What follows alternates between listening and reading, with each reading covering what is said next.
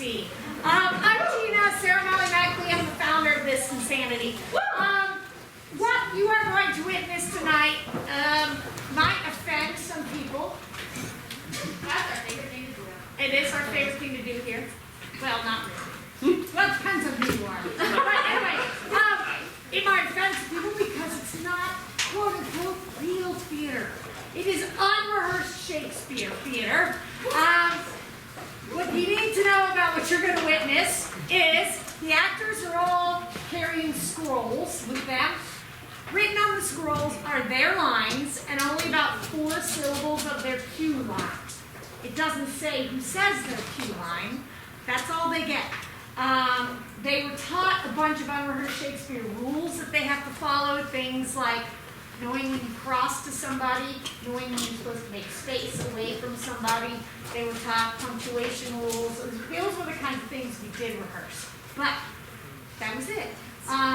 The dances, the fights, I don't know what's going on. It's really funny. Anyway, the dances, the fights, and all the crowd scenes during the original Shakespeare company time, those would have been blocked. So we did do those ahead of time. Let's see, what else can you know? The most crazy thing about unrehearsed Shakespeare is the audience is definitely a character in the show. You may talk to the actors. You may yell at the actors. You may ask actors for their phone numbers, if that's appropriate. Yeah, okay. Expand on the last one. Yeah. You may and must and certainly should throw marshmallows at the actors. Okay, good. I was ready because last night they pelted me, so I was ready. Marshmallows. Throw them at someone because you love them. Throw them at someone because they do something wrong. Throw them at someone because they are a horrible character. During the show, we do have one actor, poor guy, who walks around like a sloth and very slowly. Wow.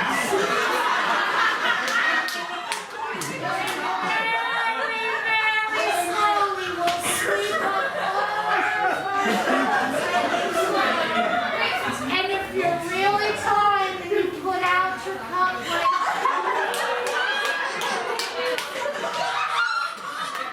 you will refill your cup of marshmallows for you.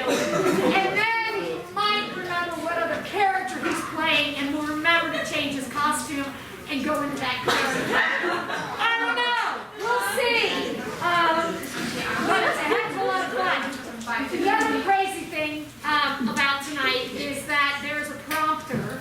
So if an actor gets lost or doesn't say a line within a certain amount of time, I, the prompter, will start yelling out all of the lines in the show until somebody figures out where they are.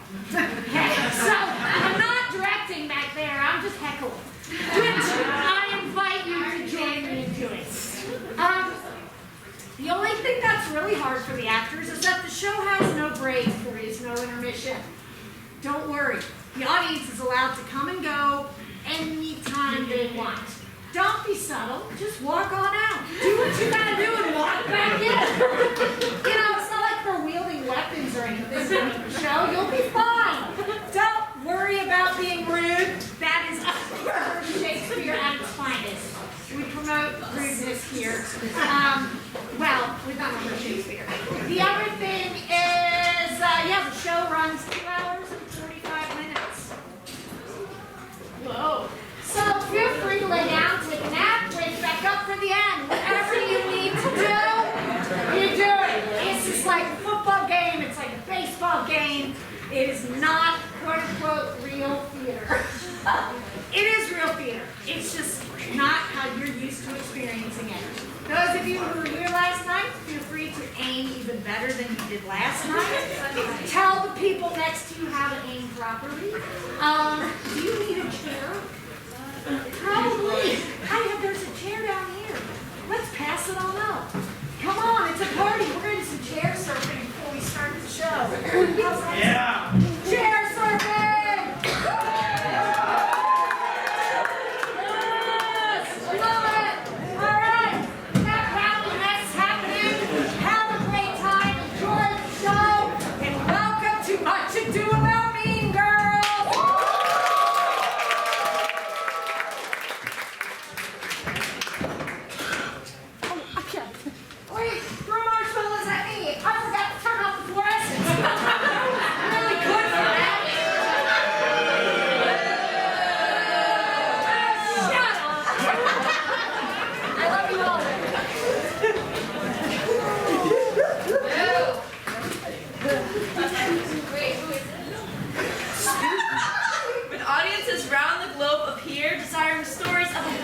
state.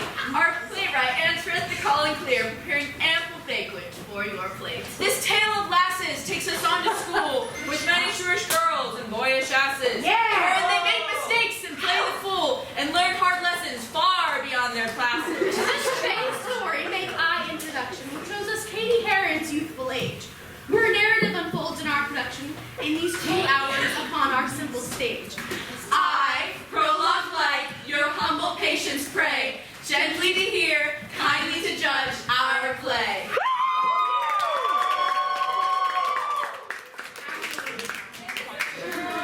Proceed, young Katie, to procure thy lunch. And by the pipe and woes and all. What lunch? There never was situation so inflamed that by a meal was not made easier. Yeah. Within this bag thou shalt $1.05, which with thou mayest buy milk and thou dost wish. Ask thou the bigger children where 'tis done, and by my troth they'll gladly give thee aid. No, they won't. Rememberest thou the number of thy home? Take this along and give it to that girl in the front. I wish it for thy sake. I prithee, place it in thy pocket safe. If thou dost love me, thou wilt not lose it. I'll sing the fool, am I not?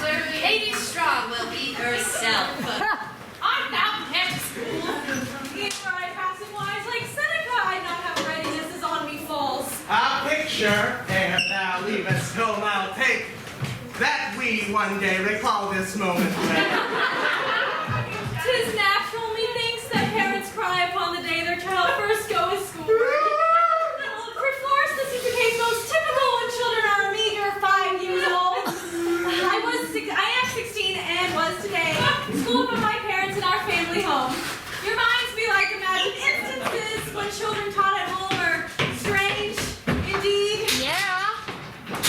The spelling of the short word xylocarp, a fruit that hath a husky, woody shell, is plain. XYLOCAR-P. Perhaps we assume we hold a faith bizarre and dangerous in the extreme. Upon the 3rd day of creation, God hath given us a bolt action rifle. For lo, God said, my people must have a heart with which to fight the mighty dinosaurs. And ages hence, the homosexuals. Say I and all my family. All appendages upon my state, for truly normal is my family. Though in this case 'tis normal tempered by the occupation of my parents too. They both are researching zoologists who spent the last 12 years on African plains. My life was I could grow among the pleasant leaves, and every day was there until my mother earned a teaching post at Old Northwestern University, complete with tenure, forcing our return. Farewell, I said to Africa and its plains, a bit of low to high school and its pains. I must be careful by my troth. There was a day in Africa so behold, such varied students on display, arrayed in current fashion in such clothes as I've never owned in 60 years. The crowd was quick and unpredictable. The students roughly bumped and jostled like a herd of water buffalo at water's edge. So new and so mysterious. No wonder. How many mythic creatures are there here? And the world has such people in it.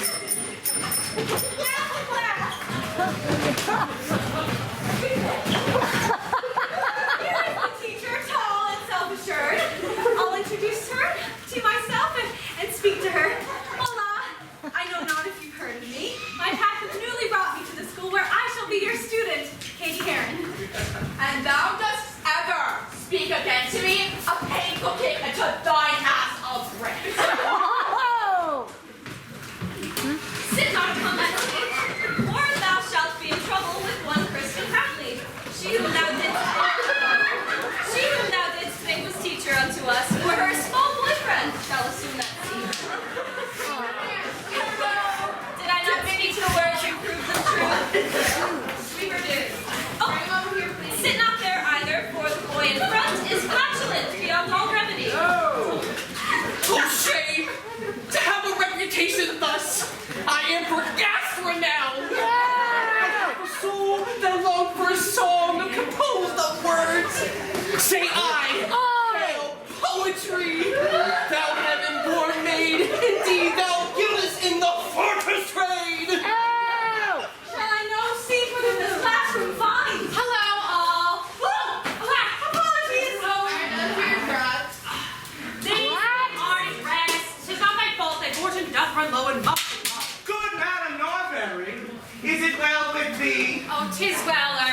shall be.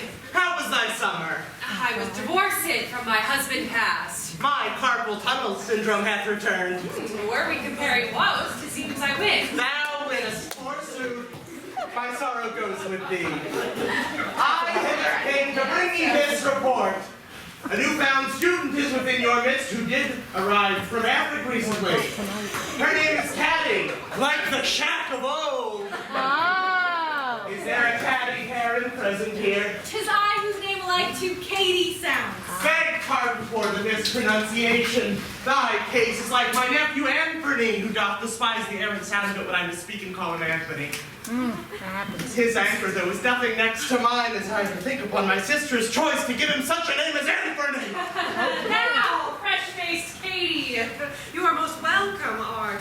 Then thank you, Sir Jamal, for that report. It is my pleasure, Madam Norbelly. If thou hast any little thing, or if thou speak about thy situation. My thanks. Indeed.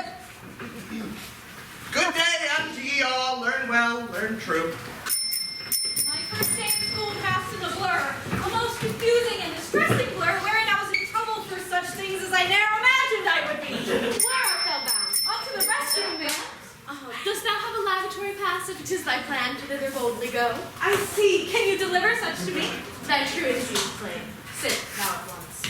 Ne'er had I lived in so proud a world where no adults would trust me or my words. And I should have to live long day selling.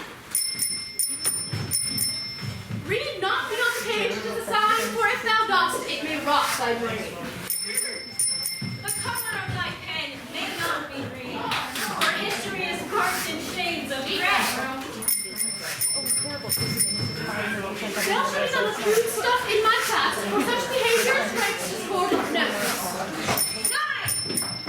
Wagenlinien und Zeit sind in Deutschland wechseln ihre Unterstützung. Nice. Parliament did not obey by lunchtime, as I know welcome found in any seat. Aww.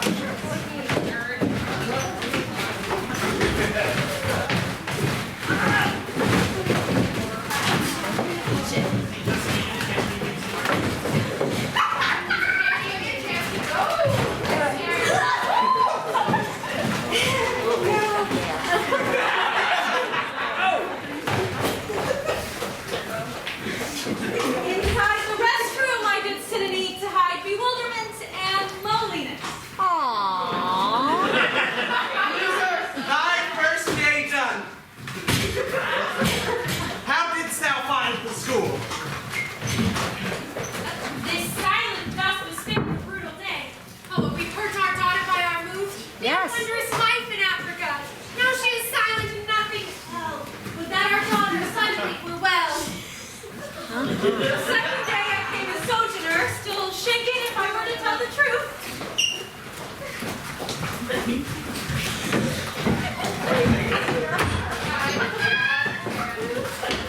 Color of thy hair, is natural? Or dost thou shade its hues with crafty dye? 'Tis natural. And gorgeous, by my troth. My thanks, kind gentlemen. Observe the tint. It is precisely that for which I long. A darker brown, like chocolate on cake. This forward fellow here is Damien, whose gaiety doth overwhelm his sense. Yes, it does. Fine for women's hair. Thy wig of hair. As from what quarters? Where hast thou got it? From thy mother, who had the airy chest unnatural, which is only surpassed by her foul face. Yeah. My name is sharp of tongue and wit. Yes. My name is Katie. Pleased to meet you both. Biggie, can you friendly folk tell me where the place I'll find room G14? Health class on Tuesday and on Thursday too. Room G14. In the back building, yea? Ah, in the back building, as thou sayest, Janice. It certainly existed in the back. But we thither shall deliver thee ourselves. You two are kinder than the day is long. Make way, ye rogues and knaves and listless youths! A new-found morsel walking through the hall. Hail came you, mighty blast! And advanced calculus. These are the things thou studiest. Of mathematics I am very fond. Yet wherefore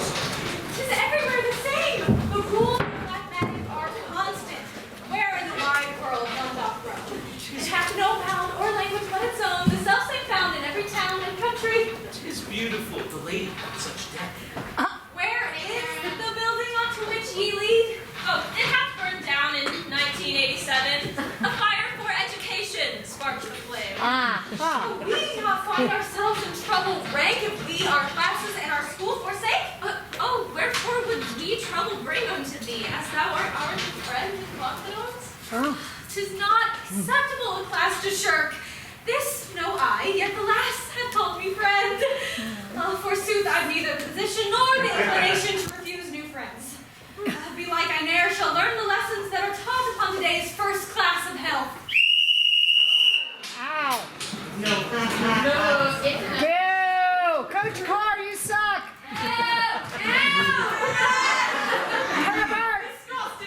Whatever you do when you have private time, wherever you roam within this world profound, remember this: 'tis best to not have sex. No!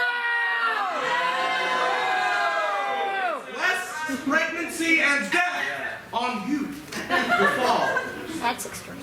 Have neither sex with partners standing up, nor sex in the position of missionary. Have neither sex in canine style fashion, nor sex involving mouths or derrieres. Have neither sex and neither have ye fun, nor have ye petting. This is also out.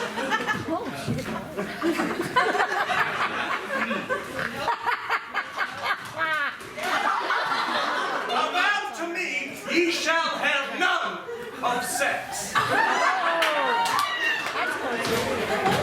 Now, whosoever shall, take rubber's plenty. Very kind, very kind.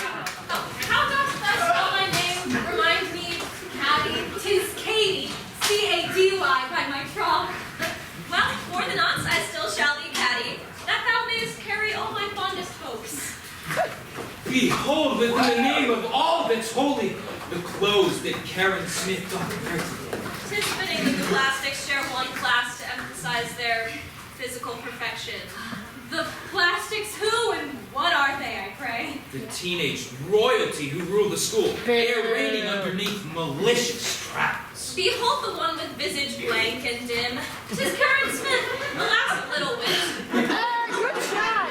The dumbest person thou shalt ever meet. Stand out to orange spell. The thinnest one is Gretchen Wiener's eye, with hair most pale and paler spirits still. The last is the commented against the toaster strudel, which the masses love. I like them. Horrid gossip, who doth make it her vocation and amusement to know everything of everyone she meets. 'Tis a peradventure why her hair is large, the secrets she doth carry in her pate. The worst. Pure evil in human form is she, Regina George of beauty rare. Be thou not frightened by the way this looks. She may appear a simple, selfish lass with reputation for her wantonness, who would stab even her mother in the back. Yep. Oh, yet in reality she is far more. Of bees the queen, of prides the lioness, of states the head, and of empires the empress. The others are but workers in her scheme. Regina George. How shall I explain? Regina George is flawless, verily. What? She one time met John Stamos on a plane where he declared her pretty as the sky. One time my very visage, even mine, did have the privilege to feel her punch. 'Twas beyond my wildest dreams. Oh my God! Get a purpose! She always has the direst, fiercest look, and hair is crowned the queen of flame of spring. Of what concern is that? My concern. Each year the senior class prepares a dance for the underclassmen to enjoy. The flame of spring, a merry, joyful thing. And whoever is elected as queen and king of Fling of Spring shall bring an automatic honor to themselves, as they assume their rightful place as heads of North Shore School Activities Committee. Because I'm an active member of the School Activities Committee, I shall admit a strong concern of mine. What shall I do with thee? Dress thee in my apparel, Damien, and make me then my waiting gentlewoman? Zounds, thou art as gay and merry as the day is long. The gayest army could not be defeated. Yeah! I prepared a simple mount for thee, with all to navigate the North Shore waters. Where thou dost sit within the dining hall is crucial, for each group doth have its place. Beware the plastics.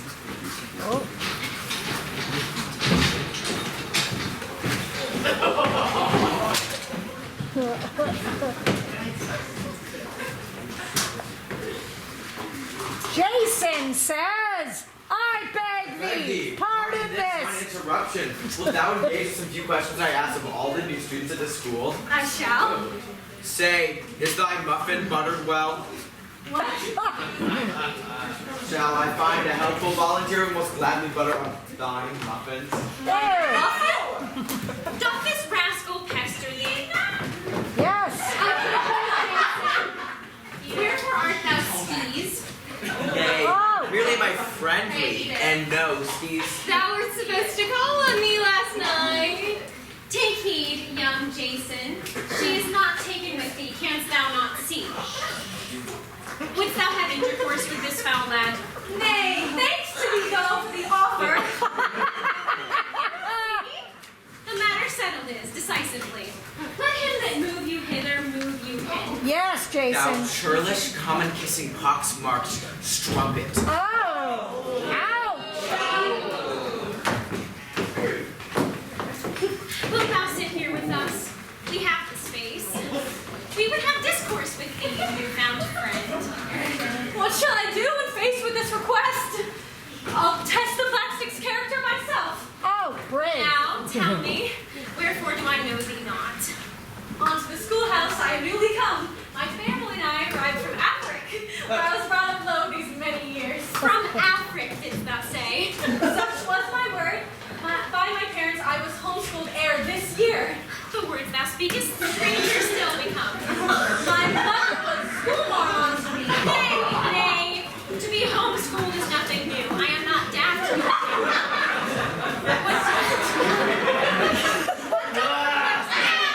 Hast thou ne'er been a student at a real school heretofore?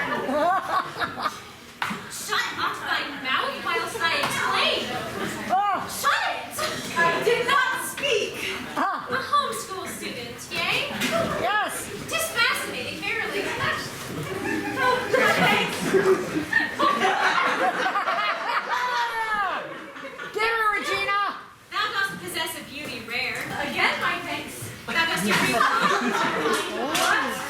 Thou thinkest also thou art beautiful. I tell thee honestly that such to know never did meddle with my simple thoughts. Behold, thy stunning bracelet. Fashionable. Don't give them to Celia. How didst thou come by such a lovely Give them to thing? people in the back. Mother fashioned it and gave it me. 'Tis worthy of the public's admiration. Half the back row. Yes, it fetching effort. Yeah. What is this fetch and fragrance? It's a bird swimming across the ocean blue from England's ruddy shores. Knowest thou this country? If thou hast come from Africa, why art white? Nay, Karen, my Oh. bride, thou canst not ask of her, so wherefore she or he is bright. Couldst thou in kindness give us some privacy, Katie, wherein we three shall speak a moment? Of course. How like three parrots they do seem, ere chattering and not of substance said. Before I speak, know this. We are not wont to do the thing that we are bound to do herein. This is important, we would have you know. We kindly bid thee, wilt thou dine with us each day through the remainder of the week? Oh, this is kind. I have two friends. 'Tis well. No further conversation shall we have, but we'll expect to see thee on the morrow. On Wednesdays, we array ourselves in pink. Oh, except it's Thursday. Fire is in my ear. What scene was this? No glory is behind the back of such. Thou shalt wear pink upon the morrow, yea, and make report of all Regina saith, no matter how horrendous, rank, and vile. Regina seemeth sweet, if I am honest. Go to! Regina George is far from sweet. She is the sourest wench who ever lived, who sucketh scum from deepest ocean floor. Her scornful tongue hath ruined life entire. The last is fabulous and evil both. Why dost thou hate her so? What dost thou mean? Regina hath announced in rumor's voice that our bold Janice was a... Damien! I bid thee not repeat her heinous words. Whatever response I give comes not from hate. Methinks it shall bring wondrous joy and mirth to ply this innocent experiment.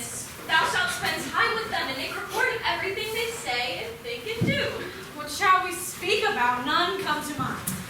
The products that deliver No. My newfound friend, indeed. I shall, because it matters so to thee. Dost thou have aught in pink that I may wear? Nay, every piece of mine is gray or black. It's the color of my heart, the hue of beauty and of loveliness, the rosy shade of sunset in the west, the tint of salmon rushing through a spring. And thou wouldst deck thyself in luscious pink, then Damien shall be thy source and guide. I'm glad to find myself in math, my favorite field of study. Hast thou a pencil thou mayest loan to me? Thou art to wonder if thou dost kind of maid. No wonder servant certainly a maid. Oh, heavens, what a handsome, pleasing lad! There's nothing ill can dwell in such a temple. This lad has struck me like a yellow bus. Or marshmallow. Katie, say, hast thou some response? So cute. Forgive me, madam. A sub n is equal to n plus 1 over 4. Just so. Well done indeed. Ere ye depart, remember all your work to do at home. Homework. I get it. Thanks, Tina. Were the other students kind to thee? Nay, kind is not the word I would employ. Hast thou some newfound friends? Indeed, farewell. The adventures of our daughter are too brief. In brevity of words, the lassie is chief.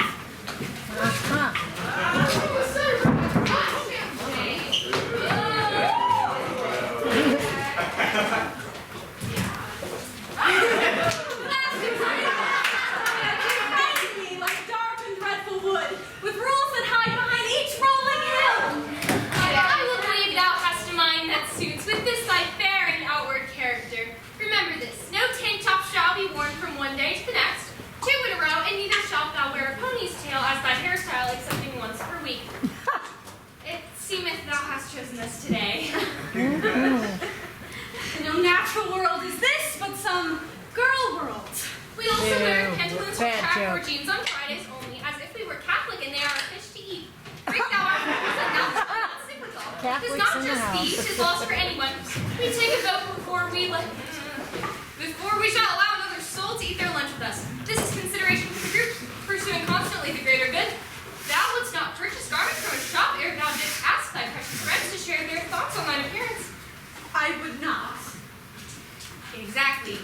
Tis the same with the lads. Thou mayst believe thou art enamored of a man, yet find thyself mistaken. See? 120 calories in all and 48 from fat. Just what percent? 48 into 120.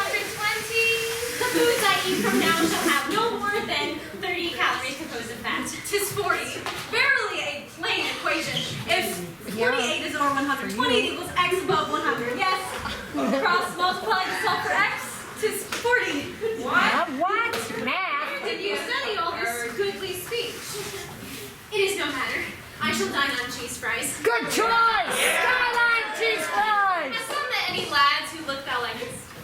A person in my studies calculus.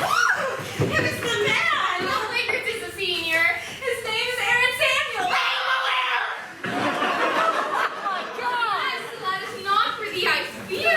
Thou canst not be the budding parable of Aaron Samuels to anyone but he. He once was boyfriend unto our Regina. 'Twas one whole year the two did fondly court. Poor lady! She regretted love was wrong. She devastated was when he did end last summer that relationship they had. We thought she her shade on and sent him hence. Yet, irregardless of the situation, ex-boyfriends are but clothes forbidden books for friends to borrow from each other's shelves. These are but feminism's rules and mores. Fear not though, Katie, I promise thee. Ne'er shall Regina hear what thou hast said. I'll keep the secret locked within my head. Famous last word. Though Aaron was declared beyond my range, still I may look on him. We take him in and think on him. Back row needs some marshmallows! Thou art the last from Africa. Those brains do multiply, my highness. Indeed? My name is known as Kevin the Boy, captain of the North Shore Mathletes team. We take our arms against a sea of troubles. And by opposing end them! Fleeing from the split state of Illinois. We shall add twice as many ducats if the team doth sport a female such as thee. Thou shalt consider joining us. Wilt thou? That would be perfect, Katie. Verily, the opportunity shall suit me well, enamored as I am of mathematics. Divide thou my hopes and dreams in twain. Take thou my calling card, and we shall speak. Okay. One Kevin the poor, math enthusiast and bad arts DJ. Such a part to play. Take thou whatever time they thinks thee needs. We would this year have doublets for the team. Farewell, smart Katie, equal of my mind. There, far afield upon the football green, doth Aaron practice with assured kicks. Hey! Good afternoon, kind Katie. Be thou well?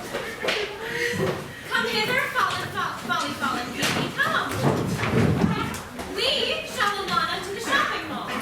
Gina, like a doll I never had, by name of Barbie, with her winsome Ken, is glamorous and elegant tongue spear. I'll go fall to make her favor grow. Wayne. Another lass is by Regina, trapped into a world of lipsticks, hair, and nails. Save her! Miss Katie seemed far different before, yet now I wonder what the lass shall be. Save her! What? Well, my purpose is to join the math league team. Nay, be not so silly, Kate, please. It is social suicide to join that team comprised of nerds and geeks and dorks and freaks. How fortunate thou art to have we three to guide thee and to mold thee as our own. What would kind Janice think about this scene? Be like she would throw back her head and laugh. Old Orchard Mall reminded me of Afric. These two gather in the watering hole and snarl at one another as they drink. Jason, where? Ah, here. I see her now. The rose is in the company of Taylor. She is the horrid family Vidal. She said they are romantically inclined. Hey! No! Jason is not to that strumpet linked. He shall not treat thee so.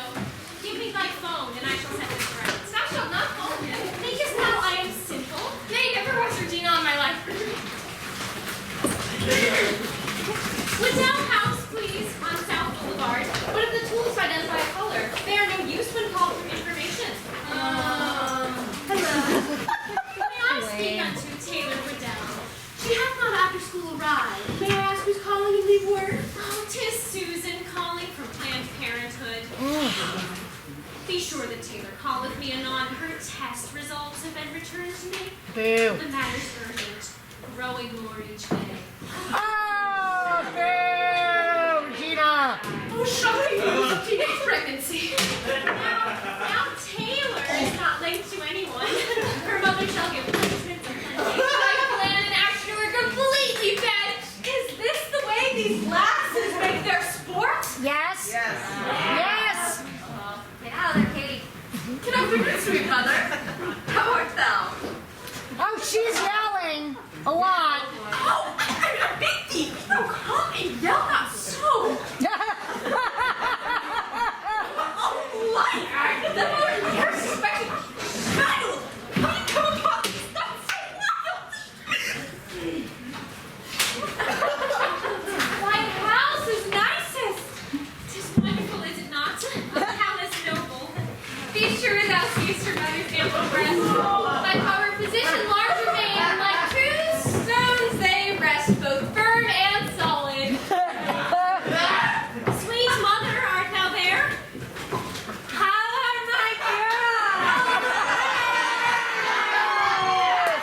Turn it beyond this ignorant presence. I feel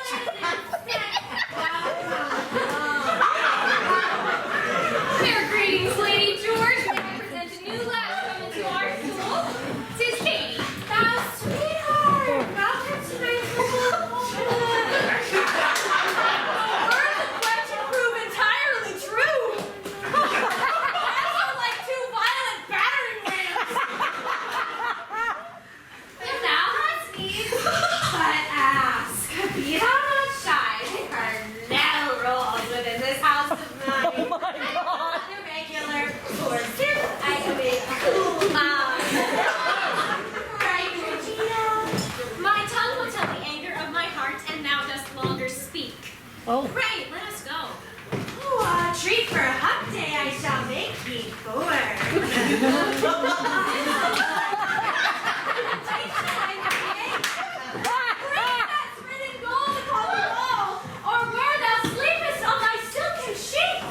It once belonged unto my parents too, until I forced them to trade with me.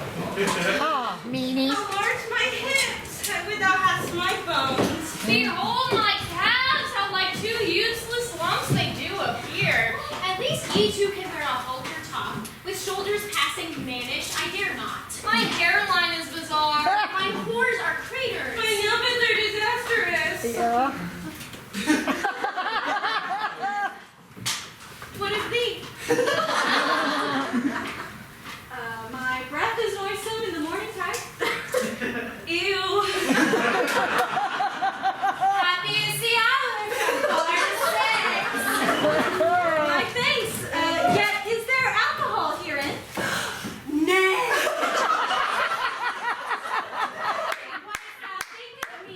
I am no mother to a teenage girl. Yet, honestly, if thou wouldst drink, I'd happily provide it to thou. You shalt have it within my house where I may watch o'er thee. Nay, thank you, Lady George. 'Tis well. Now, ladies 4, what's the 411? How do you spend your days? What is your news? But screw your courage to the sticking place and tell me all the gossip that you know.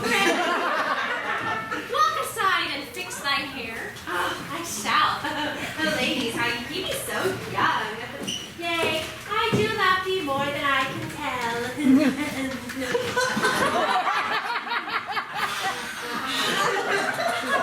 My heavens, oh, I do remember this. Was ever book containing such vile matter so barely bound? Oh. Have I thought about that book upon my shelf? Remember, Katie, feast thine eyes on this. 'Tis called our burn book, wherein we do take the images of lasses from the yearbook. We have cut from the page with a simple snip and write our honest comments thereupon. Here is one entry from a bygone year. Train pack is but a grousey little biatch. It is true unto today. Don Schweitzer is a virgin maid of massive girth. Course you. It's true, at least by half. Such a wit. One Amber of House Celestia was one to practice kissing on a hot dog. This one simply, Janice Ian Dyke. Alas, my friend is slandered here in ink. Poor Janice, so abused. boo. Oh, my heart bleeds to think of the team they have charged her to. Yeah. Wait, who is that in the picture next to her? Methinks he is a lad called Damien. His gaiety doth overwhelm his sense. Humorous indeed. Write it therein. No, don't. I would try him with these words, which Janice uttered as a jest before. Don't do it. But such speech is only suitable when spoken like with a worthy friend like Janice. Exactly. Anon, I'll tell my friends what I've seen. This burn book, tactless, filled with spirit mean. Yeah. Yeah. And Janice Ian, working at the mall, says, No kind employment have I in this mall, where all is hormones, vanity, and greed. I spend my day at peddling soaps and creams, believing thereby they attain to beauty, ne'er knowing that beauty's only found within. yeah. Good day, my friends, take heed. In those 3 minutes I've spent mine hours auxiliary. They write within a burn book where an army of slander gives them esprit de corps. What doth it say of me? Powers not within. Oh, wretches vile who mock their sisters so. This lotion, shall it minimize my pores? Nay. Wretched book. Not of my life. 'Twould be an act of justice. Would know how like an axe she woundeth all. I do not steal, 'tis not within my nature. Kind Patty, evil calls in double voice. There is the evil that doth evil acts, which is, as we all do know, detestable. The other evil, though, is eviler. 'Tis people who, though seeing evil acts, stand meekly by, do not to end the wrong. Meanest thou am I, am bound by obligation, that lady's horrid garments to destroy.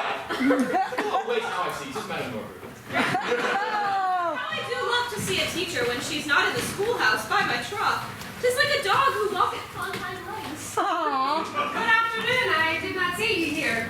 Here stand I, practicing my calling true, to peddle moderately valued soaps. Are you here shopping, Madam Norbury? Oh, nay. Hither. I came with my paramour, the scruffy-looking fellow who you see. It's but a joke. Sometimes the elders jest. My Nana, when inebriated, doth remove You're her false fine. hair from atop her pin. Nana and myself have that in common. The truth is, I do work a second job as a bartender 2 nights every week. By the way- Wired I am to wear this London dress.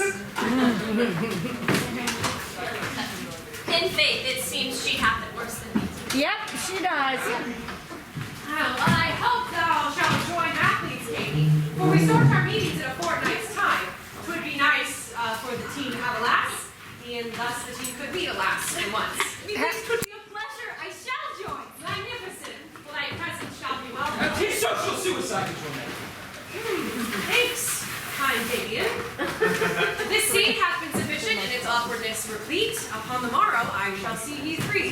Farewell! Farewell! How bleak her character. Yeah, she is bleak. Back to the maid. When shalt thou see Regina? I'll think upon the matter further, Janice. Perchance with all Regina I'm obsessed. Pray judge not until ye are thus distressed. How did it come to be my very first friends, kindlier than any since my birth, have made me feel life's out of control? The situation is a bitter pill. I know thy secret. Alack! A secret? What is this of which thou speakst? Sweet Gretchen said thou likest Aaron Samuels. Oh, Gretch! That was not fetch. Here I do whate'er thou willst. Let me speak honestly of Aaron's traits. He careth but for mother, school, and friends. Sweet. Yet is this bad. If thou likest him, 'tis well. Wouldst thou have me speak to him, I say?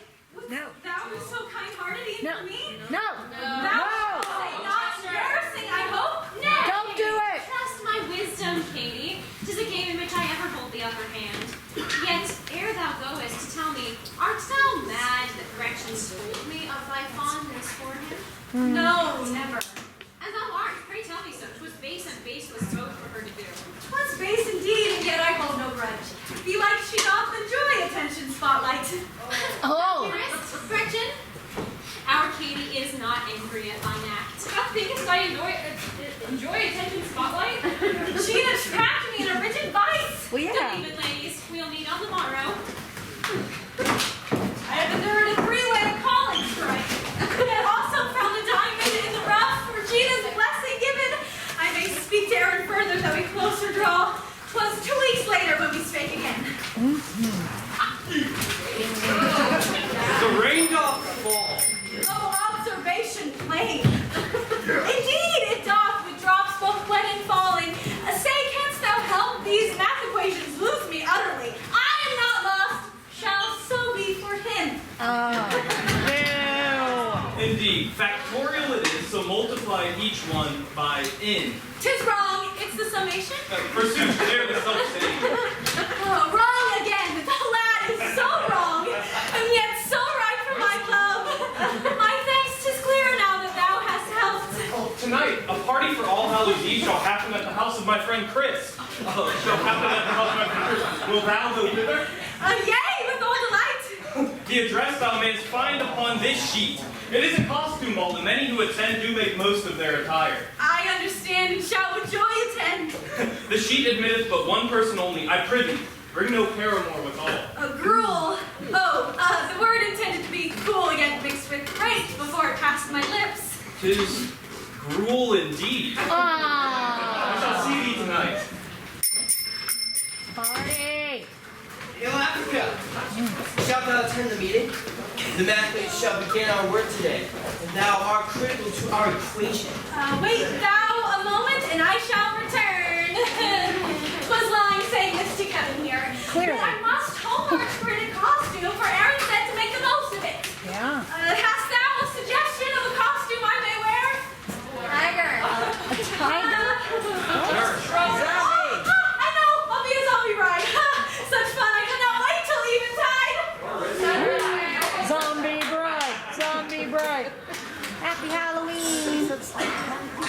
Alley cat? What's somebody else? Yeah, I think somebody else is gonna do it. Oh, it's party music!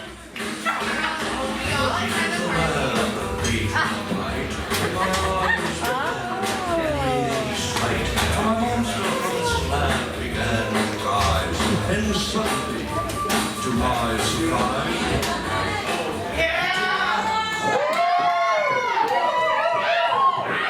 Good work, Val. A mouse, I did you. See my ears? Oh, wow, you look, dear. So innocent. My bosom and my derriere are fine and on display to celebrate the dead. Tis the one night of the year entire when lasses are ready most wantedly, and other girls say nothing of the fault, for all to wear is nothing but costume. Let none to tell me of the unspoken rule, by which a lass may wear a strumpet's outfit. The ball begins and I am out of place.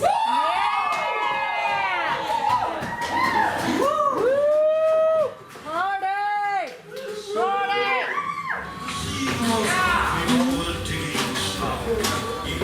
Good evening, friends. Why art thou so attired and clothed with weirdest skin with a bravest person? Hallow's Eve, and thus it suits. Hast thou seen Jason? I expect him here. One lad I know who is looking fine tonight. Saximal Zakowski. What, that simple fox? The same indeed. He kisses by the book. He is my cousin.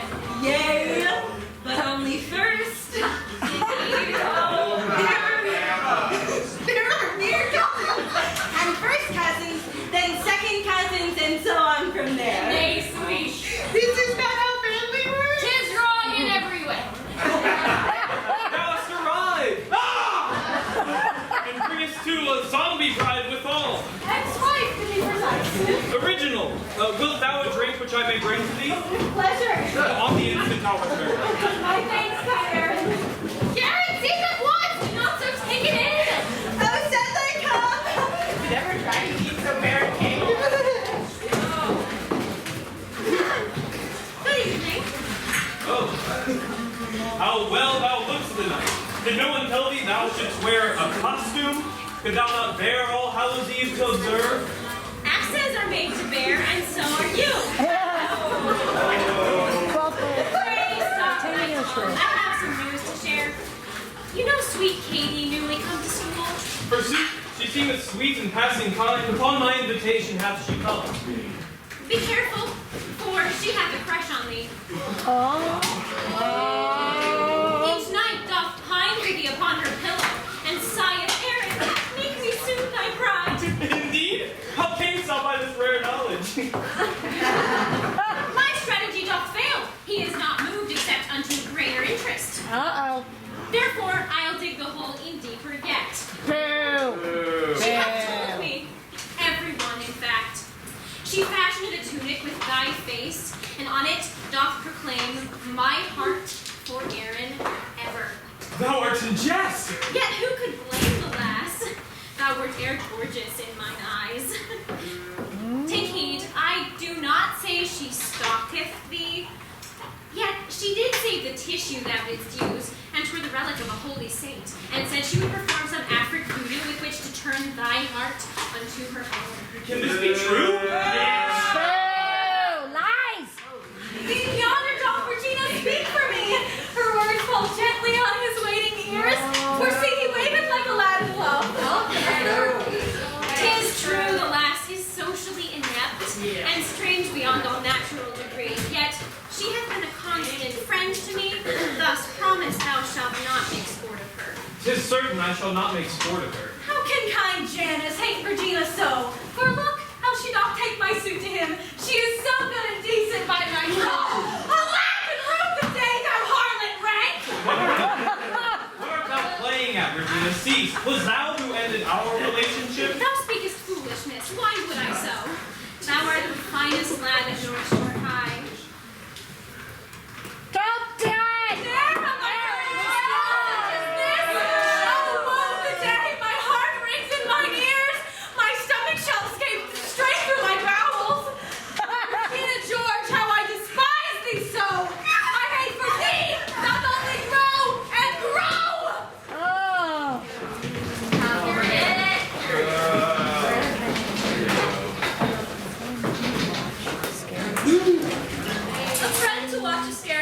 with, whilst all around us people celebrate All Hallows Eve with fear and horrid masks. The perfect night as Damien and I sit here as merry as the day is long. Alas, the zombie from the film doth live! Regina hath ta'en Aaron back again now, and showed what perfect kisses they have formed. Poor Taddy. Wherefore would she take him back? The lady is a ruiner of lives. 'Tis what she doth, a common she doth follow. When we were but 13, she forced our class to sign a false petition to declare that our fair Janice was not... Nay, Damien, speak not! The vixen shall forbidden be to ply her villainy.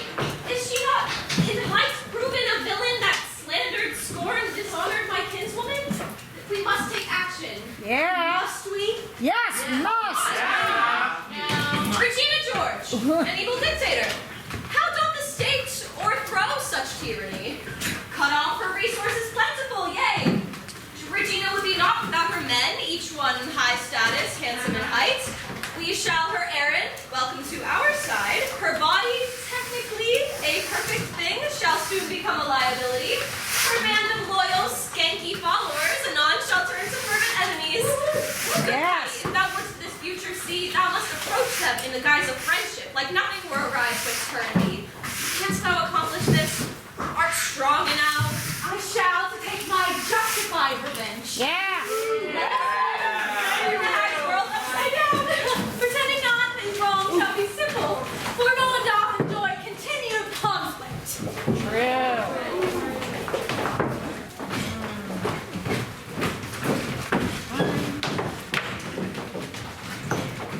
I'm Katie. It is well to find thee here. Regina asked me to convey to thee that she attempted to connect thee to and Aaron and thyself, yet his sole aim was with Regina to be reconsoled. 'Tis no fault of Regina's thou canst see. Of course not, nay. Thou then dost hold no grudge? My heavens, no. Hurrah for friendship's glow! Regina asked me to deliver this. Deliver what? What was it? What was it? I missed it. My weight shall be improved by this plan. The South Beach fat flush, wherein I shall drink the juice of cranberries for 4 whole days. How good is not the juice of cranberries? 'Tis cocktail cranberry, near holy sugar. Yet, nor 3 pounds more to booze, and then I may rest. How art absurd.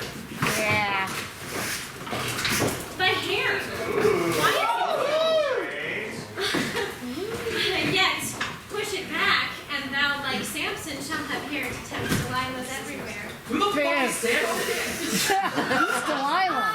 Katie, canst thou tell sweet Aaron, dear, his hair doth sexy what just pushed back? Oh, how she dangleth him before mine eyes as if he were a morsel and I a dog. If 'twere the world of animals I knew, I'd jump at her and knock her from her feet. Yet cannot, for the sake of decency. 'Tis girl world, not the world of animals. In girl world, every fight must be concealed. Thy hair don't sexy look when 'tis pushed back. Betwixt these two, a lad will be too loved. Lame. Lame.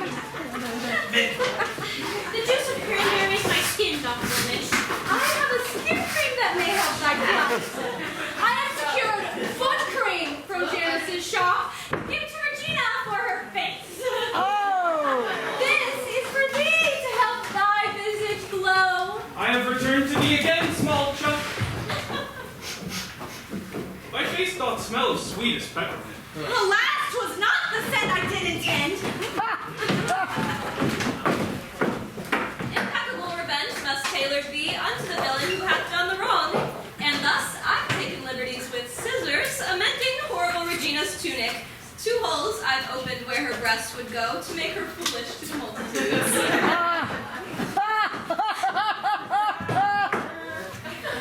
Though this is not the fashion, I shall wear it head lifted high for all the world to see. Uh-huh. And I, the meanwhile, shall not rest nor sleep till I can find it.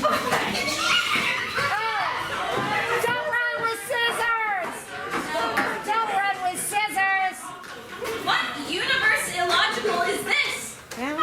Have Regina so convinced the minds of these, my fellow students, that they follow her every movement and toward Holy Writ? Yes! Is there no sense remaining at this school? No, it's high school.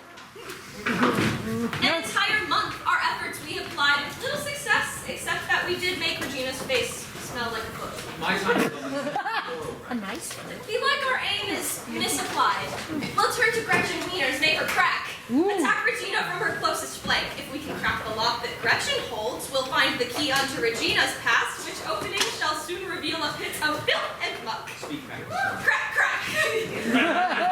Where we can be this evening. I cannot.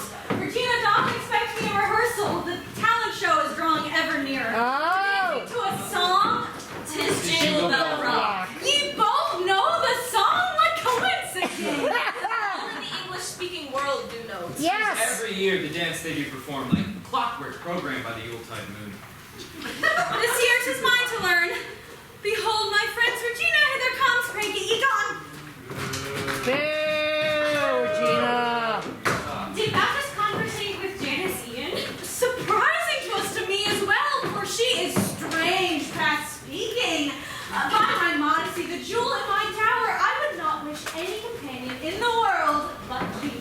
Liar! She did approach and spake to me of crack. The word pathetic was designed for her. Oh. Of Janice Ian, I shall tell thee this. In middle school, we two were best of friends. 'Tis shocking, yea? No. Embarrassing as well. Yet, Oh. in 8th grade, I found a paramour. A lad most fair, my first and love's embrace. His name was Kyle, who moved to Indiana. Lame. The point is, all of Janice turned a shade of green that marked her jealousy of him. Whene'er I did refuse to meet with her when I would rather spend my time with Kyle, she angrily stood for me to demand, say wherefore thou didst not return my call. I would rejoinder, wherefore art thou so?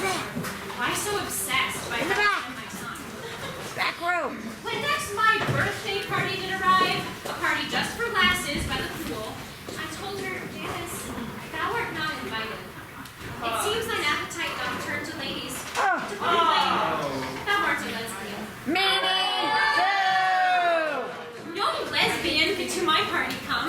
Not with some swimwear. Boo. How she swallowed them with shameless eyes. Her mother called my mother to complain, full yelling at her was beyond the pale.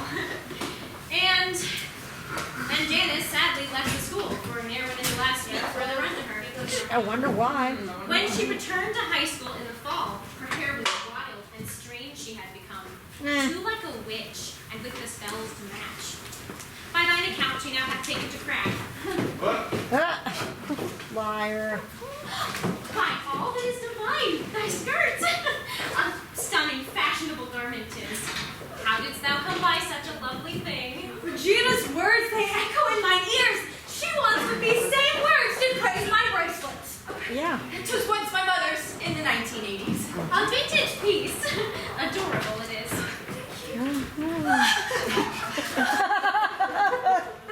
That skirt is uglier than hell's own heart.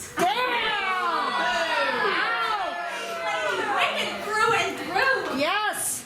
Shalt thou send handmaids onto thy friends? I do not send them, nay, I just receive. Lame. Send me one too, thou silly wench. Take care until I see thee next, sweet friend. Oh, I shall send her canes with limps to match. Oh. 3 candy canes shall crack 1 Gretchen Wieners. Ah.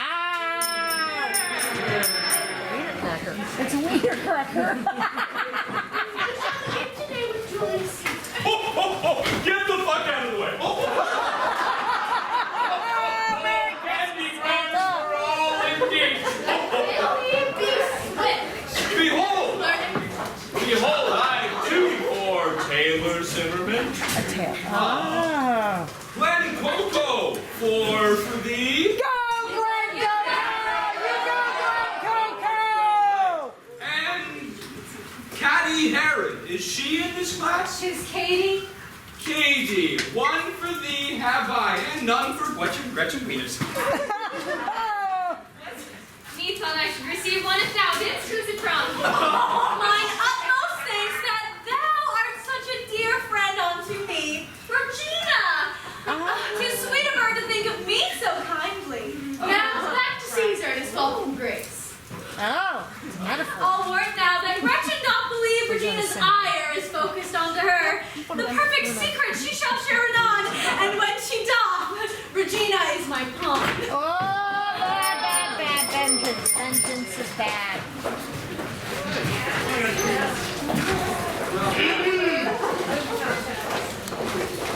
Good evening, friends. You are most welcome to the North Shore High School Winter Talent Show.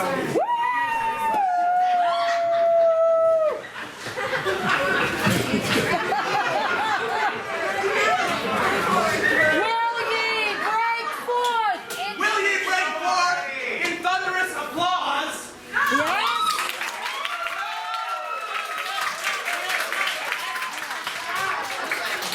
Will ye break forth in thunderous applause that our performers who... No! Not yet! Thunderous applause. No! Our performers who you wait off stage. No! I know you bring your uttermost support. Cease now! Okay. Their senseless rioting erupts. Too late. Our first act in our wondrous talent show to call himself a star of rising rank. I prithee, clap your hands for Damien.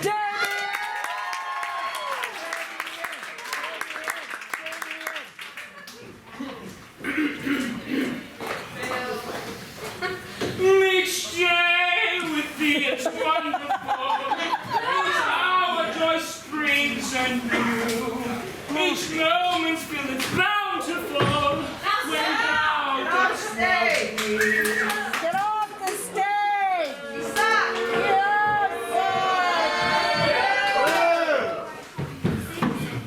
Oh, wherefore would Regina send her candy canes to eat two lasses, but not me as well? Perchance she has forgotten that thou exist. Her acts of late no court would legalize. By Jove, I bid thee tell her not my words, for this is pearl trapped within a box. They fled my mouth as quick as legs can climb. Thou art a fop, I bite my thumb at thee. My beauty's inexpressible. No words shall bring me down. Were thy love inaccessible, with shame my king leads.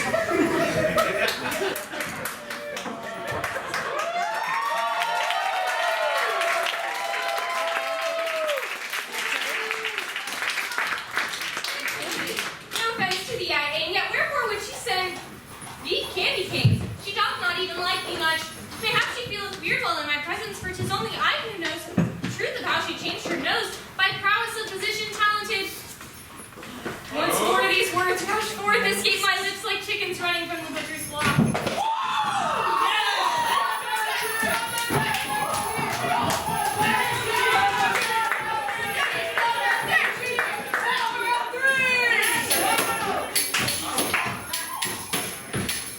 Unlock thy each hole.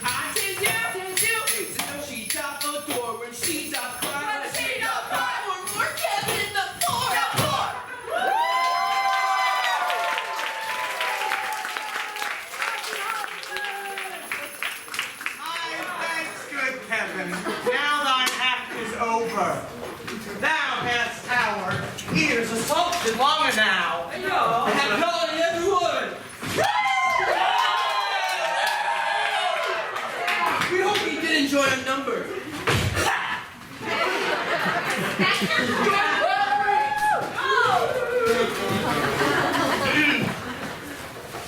This act was KG in the power of three. Yeah. It may be said. Miss George. It may be said, 'twas something to behold. Yeah. Don't Yeah. bring any angle to my story. They still use thy choreography. What? Nay, stop it once. I'm not bothered by it. My heart keeps on the windy side of care. As I do grieve. Thou art a lovely lass, and prime among the others at our school. Why starest thou? I happily would see thee on this stage instead of these four lasses. You're a mathlete. Gross. I just grew up. Passing forward, fellow, by my trunk. Yeah. Take heed, Gretchen, before our act beginneth. Thou must switch sides with Katie in a trice. Yet I am also stand upon thy left and never have been loved these many years. When we were free, then such was sensible. But now as for the tallest take the center. The dance of tyrants shall backward beats me. See, I won't stand upon thy left. Thou showest a tender sisterly regard to wish me dance with one half a lunatic. Thou art presently on my final nerve. Switch thou anon. Jeez. Now our final act. Thank God. Pray. Pray. Pray. Welcome to the stage, the helpers of revered St. Nicholas with their song, Rousing Rock to Jingle Bell.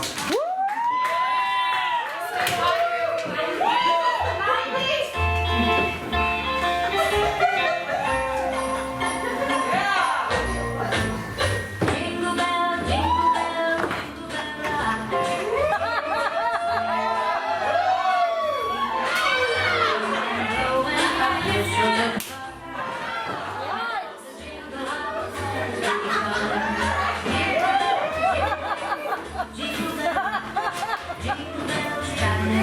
jingle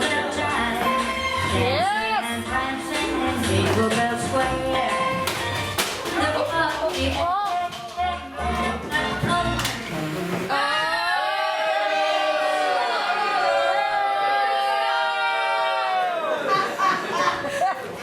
What a bright time, it's the right time to rock the night away. Jingle bell time, it's a swell time to go riding in a one-horse sleigh. Giddy up, jingle horse, pick up your feet, jingle around the clock. Mix and mingle and the jingle and the beat. That's the jingle bell, that's the jingle bell, that's the jingle bell rock.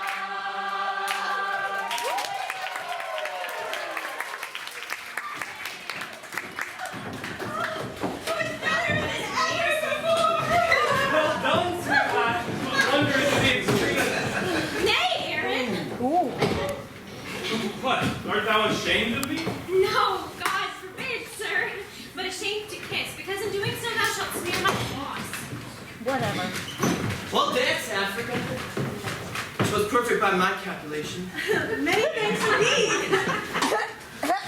Look how the last one blush with cheeks of red. Thou likest him, or I do nothing know. Nay, 'tis not true. 'Tis wherefore thou wouldst be a madly to be closer to thy love. The mathlete? Thou hatest mathematics. Behold, her cheeks are redder than her tunic. Thou lovest him, and he thinks well of thee. 'Tis that. Nay, Gretchen! Fetch will never catch. Stop hosting an event no one attends. Oh my God! Fetch, fetch, fetch! It shall not have. The zeitgeist thou art not. The fad is bad. I'm mad and thou art sad. Oh, ew. Oh, poor Gretchen. Gretch. Oh, when I am again in English class, I know what is the report that I shall make. We study Caesar and his mighty acts. I'll lay them up. For who is Caesar, eh? And wherefore should great Caesar be allowed to stomp and lumber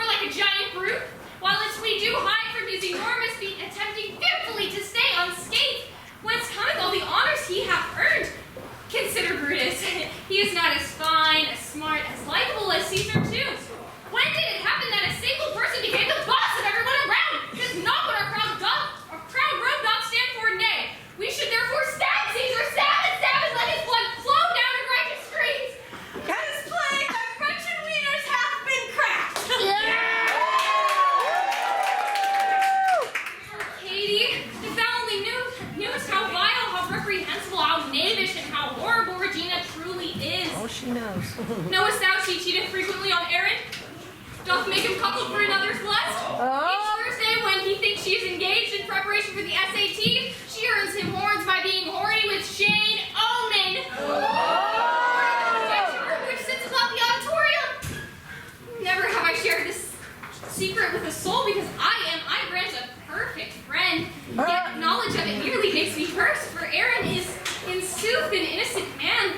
There's a chance of resurrecting love. I'm not above returning to the start to find out where the heartache did begin. Oh, Gretchen, thou hast put thy trust in me. In faith, I'll prove a better friend than she. Yeah. Okay. The confidence that Gretchen puts in Caddy hath given us power to fulfill our plan. Now Christmas break hath passed, our plan is set. Each Thursday, Caddy, Damien, and I shall help young Aaron see Regina's deeds. Red-handed in Shane Omen's greedy arms. Alvor in the projection room shall show far more than its original intent. Oh. This puzzling mood maketh little sense. Confounding is the message thereupon. The practice for the swim team shall be held in the projection room, which is above the auditorium. Is this not strange? Yeah. Dipshit. Honest, who cometh to disturb our hive? We both must hide at once or be found out. How you wasp in faith, thou art too scared. If I be waspish, best be What an unexpected sight is this, good Shane? Thine undergarments are too much exposed. Mine eyes did look for water, 'tis true, yet hoped I for a pool, not for a hose. Yea, I have lost my reputation. Farewell thou shame, forever art thou shame. We'll catch her yet. The scene shall have a title. How Aaron caught Regina on cloud 9. Good afternoon. And thee as well, kind Aaron. My satchel! Stop that, you I'll pass for him who did this wrong to thee.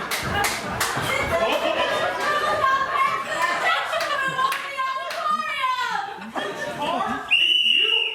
Frank Packer, Paramore. Meeting's principal Duval would find this odd. This second time this happened, this room hath lured me to a scene uncomfortable. I must avoid this chamber, come what may. Good idea. Companions, wherefore did we three conceive we could trap Regina with seeming ease in matters of deceit, where Aaron is, oh fie upon it! Never till this day have I been touched with anger so distempered. Nay, though we fail, we merely must regroup. We yet must think outside the confines of this tiny box wherein our minds are trapped. Within my satchel, what are Caltine bars? Nutrition bars that come from Sweden shores, with which my caring mother often helped the African children to increase their weight. I. Thou hast the perfect plan. Pray, give these to Regina, for the bars will hang upon her waist like a disease. Go, Caddy and Caltine, complete thy work. Regina, she whom I long to speak. I know thou hast attempted to lose weight, and I may have the answer thou dost seek. Indeed. Say on. These are nutrition bars. My mother useth them to shed her weight. Mayhaps they can assist thee in thy quest. Pray, let me have one from thee quickly. The language on the package, is it Swedish? Not since IKEA have I seen those words. They come from Sweden, where the girls are thin. Unique ingredients are found herein which are not legal in our country yet. Most happily, I lose a quarter stone. Why did they not object? Think they 'tis true? Yeah. By the heavens, what is that saying? Thou art already thin, Regina. Let us amuse ourselves in other sports. Make over Katie with a beauty section. 'Tis strange when I'm in Regina's presence, dislike of her doth grow each passing day, and yet I seek to rise in her esteem. Thine eyebrows are 2 wisps of Helen's own.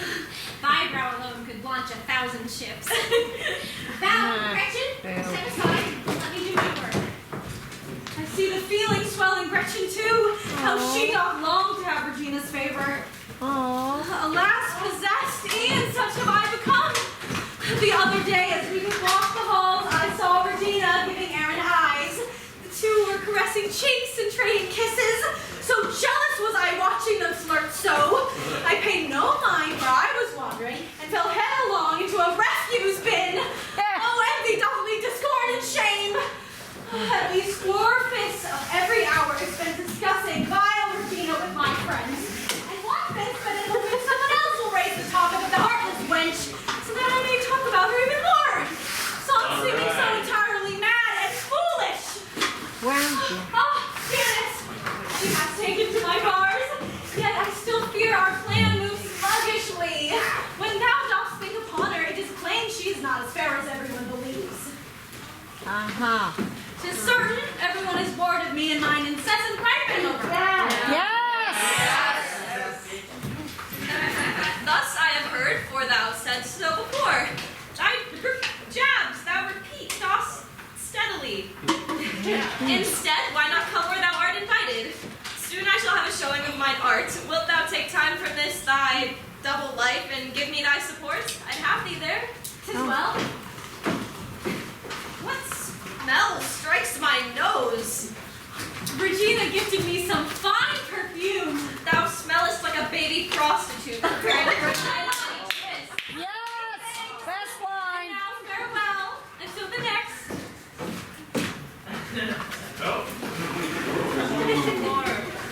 Alas, is changed, I fear, beyond repair. You think? Alas, she did not heed my warnings dire. With plastic life, she hath become obsessed. Yep. Yes! Oh, Patty, I would have my friend return. This court of plastics must in time adjourn. Yep. If I would grow to be Regina's equal, I must talk more with Aaron. By all rights, my brain for math doth need a vast amendment. Thou understandest not? Nay, canst thou help? Methinks a tutor's skill would serve me well. A person who can help me understand the perfect combination of two souls. Numbers. Plainly I did mean to say. Most gladly would I tutor thee if thou dost wish to have some discourse after class.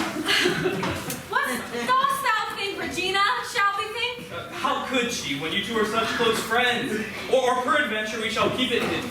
A secret's only secret when 'tis shared. I'm not sure if Let us that begin works. here now. This problem here, how didst thou solve it? It confuseth me. When first I did discover its solution, 'twas plain to me, the answer's 0. Wrong.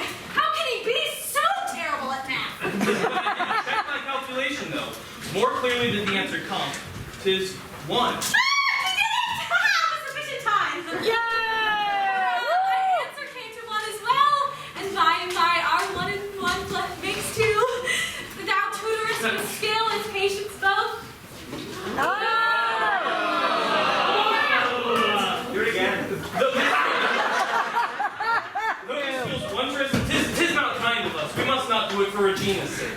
'Tis most dishonest to betray her thus. Why dost thou like her? What excuse canst make? The lady's often callous, verily. Then wherefore dost thou like her? Why dost thou? Ask not wherefore she is friend to me when thou dost alike to her nearly vow. I do not. Good and evil dwelt inside the masses, not just Regina George. She is more frank, her nature doth not hide. I cannot stop the rising in my gorge. The vomit of my words he shall incur. She cheated on the errand, canst thou see? The habit is quotidian for her. It's true! What? Pray, depart. I no more speak with thee. Ouch! Can this be true? Yes, you dumbass! Regina turned unfaithful? Duh! Even as I know, for certainly Regina is a turncoat who speaketh falsely unto all she meets, and Katie's honest as the sun is gold, and shineth like that heavenly body too. Well, She likely speaks the truth, though spitefully the sentence from her baffled mouth escaped. Shall I ignore the truthful words of hers because she spake them with a jealous heart? no! Nay, Aaron, thou art too destined to accept that thy Regina hath hurt thee again. Yeah. Break my heart once, then all the shame's on thee. Uh-huh. Break my heart twice, then the blame doth fall on me. Yes, finally! Figure it out! Therefore, we decided that Sal and he should no longer be one. Somebody told you Shane opened. Doth she suspect me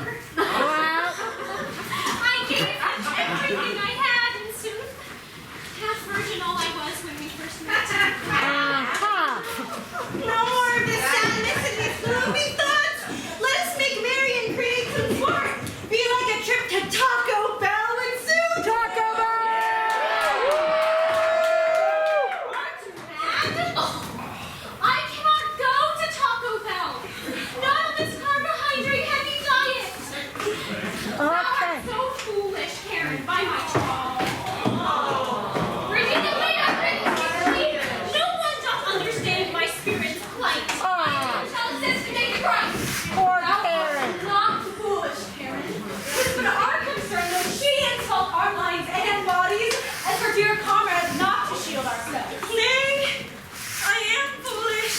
What? Foolish is most apt. No. There is no end, no limit, measure or bound. In that word's truth, no word can depth that sound. Romeo I and am on Juliet. course to fail most every class. There is no one who doth fail at everything. There must be on it which thou expert art. My fist entire doth fit within my mouth. Ay, well, boy, ne'er see the sight. What other skills and talents canst thou boast? And thou can keep confidence hereon. I am most nearly psychic. A fifth sense I possess. What dost thou mean? 'Tis almost like I have ESPN. We do too. I pay for it Rest are though. like twin prognosticatrix, protruding like a pair of weather vanes, and can predict when clouds shall form from above and drop sweet rain amidst below. Indeed, 'tis most amazing, Karen, truly. Perchance I should say more precisely this. They can tell when it is raining. Oh, I know not what to say in light of this most flabbergasting power thou hast. Another time, I may yet show it to thee. It must be admitted me, I have been sad, nay, utterly and greatly horrified that Aaron hath not yet asked me to be his paramour. Regina, you will see, hath moved along. Well, And unsuspectingly, she doth ingest 5,000 calories in passing day. boo on Regina.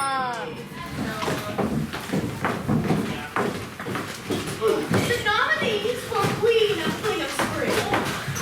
Regina George. Boo. President Vote. And Janice Ian. Jim. Hath all the world gone senseless in a trice? Ha! Thou art chosen by my trickery. 'Tis well that I did man the ballot box. I could not help myself. 'Twas easily done. Final nominees, Katie Parrott. Oh, Damien, what ruses hast thou plied? 'Twas not within our plan for me to garner a vote to be the Queen of Fling of Spring. Which was not my work, I tell thee honestly. The nomination has been justly won. How she smiles, much like a blushing bride. More time than passed, the Fling of Spring approached. In January, then Regina did place holds upon a gown for the event at an exclusive store named 135. Because she is plastic, she required advice from all the rest of us, her friends, ere she could purchase it if she decided.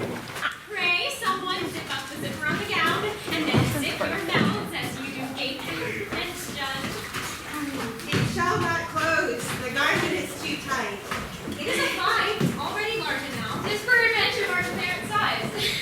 Say, Katie, how hath this come to pass? The only morsels that do pass my lips are caltine bars which thou hast given me. They do not work. They do, yet 'tis a process. 'Tis all explained upon the Swedish label. Thou speakest Swedish? This I did not know. 'Tis plain for everyone that Afrikaans is fluent in the way of Swedish words. I bid thee, madam, has this one size up? Apologies, for we are limited. We carry sizes 1, 3, and 5. This is a store for slender women only. Oh, you suck.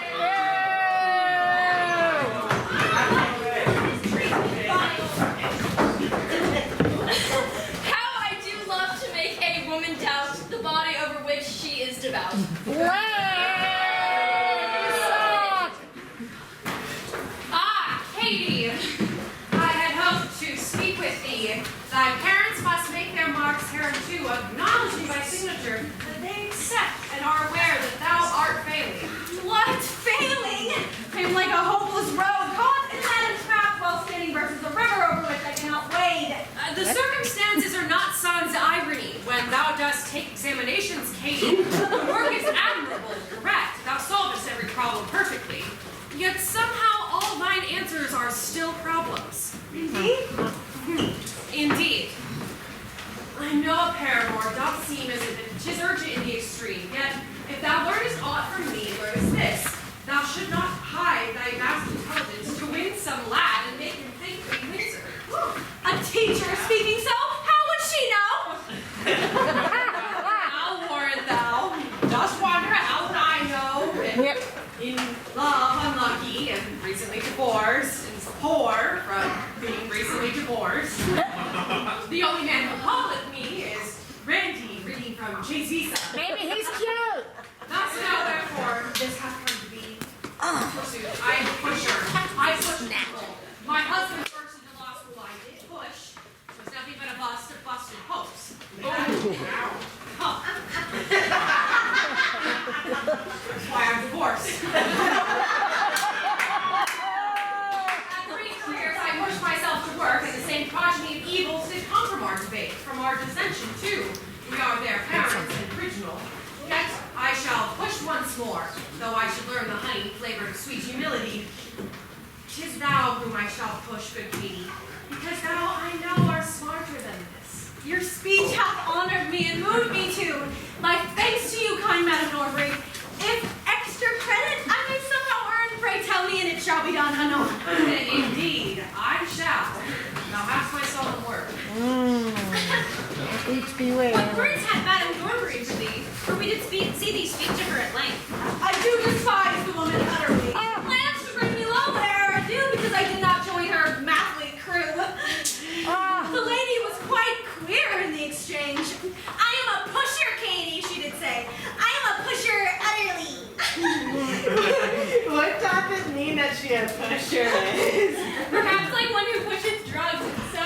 Be like tis, Gretchen, yea, most probably. For she declared she worked its 3 jobs. 'Tis probable she selleth drugs to students to supplement her meager teaching wages and pay for her pathetic, sad divorce. I have 3 jobs. Find every thought and put it inside the book and free thy soul. Boo! It seems I'm a heartless hag. You are! Boo! It's an act, a role I play. No, it's not! You're plastic! You're plastic! Oh, no, I write herein, pray judge me not. Too late! Kind friends, farewell. Farewell.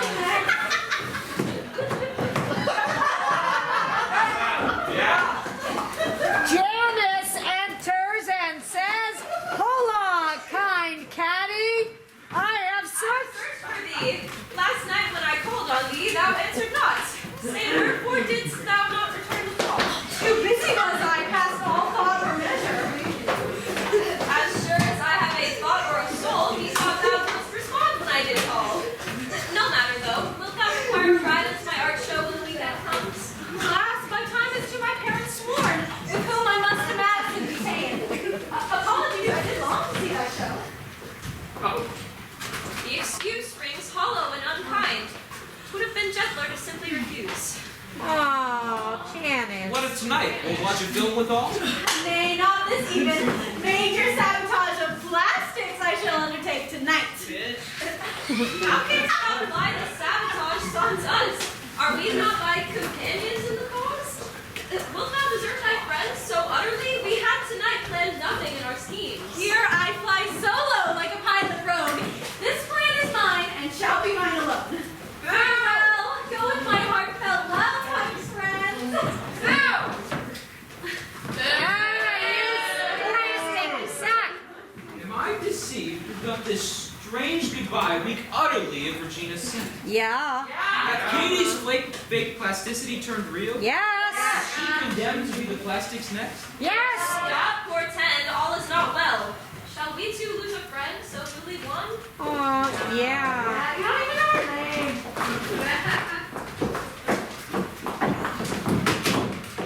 Regina, thou shalt hear what did befall.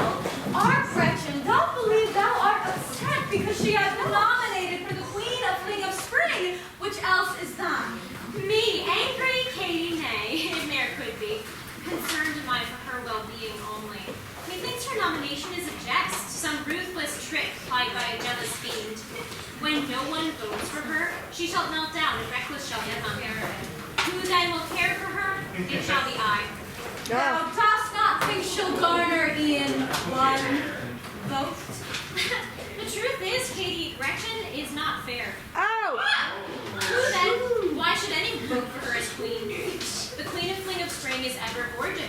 'Twill not be Gretchen for that very reason.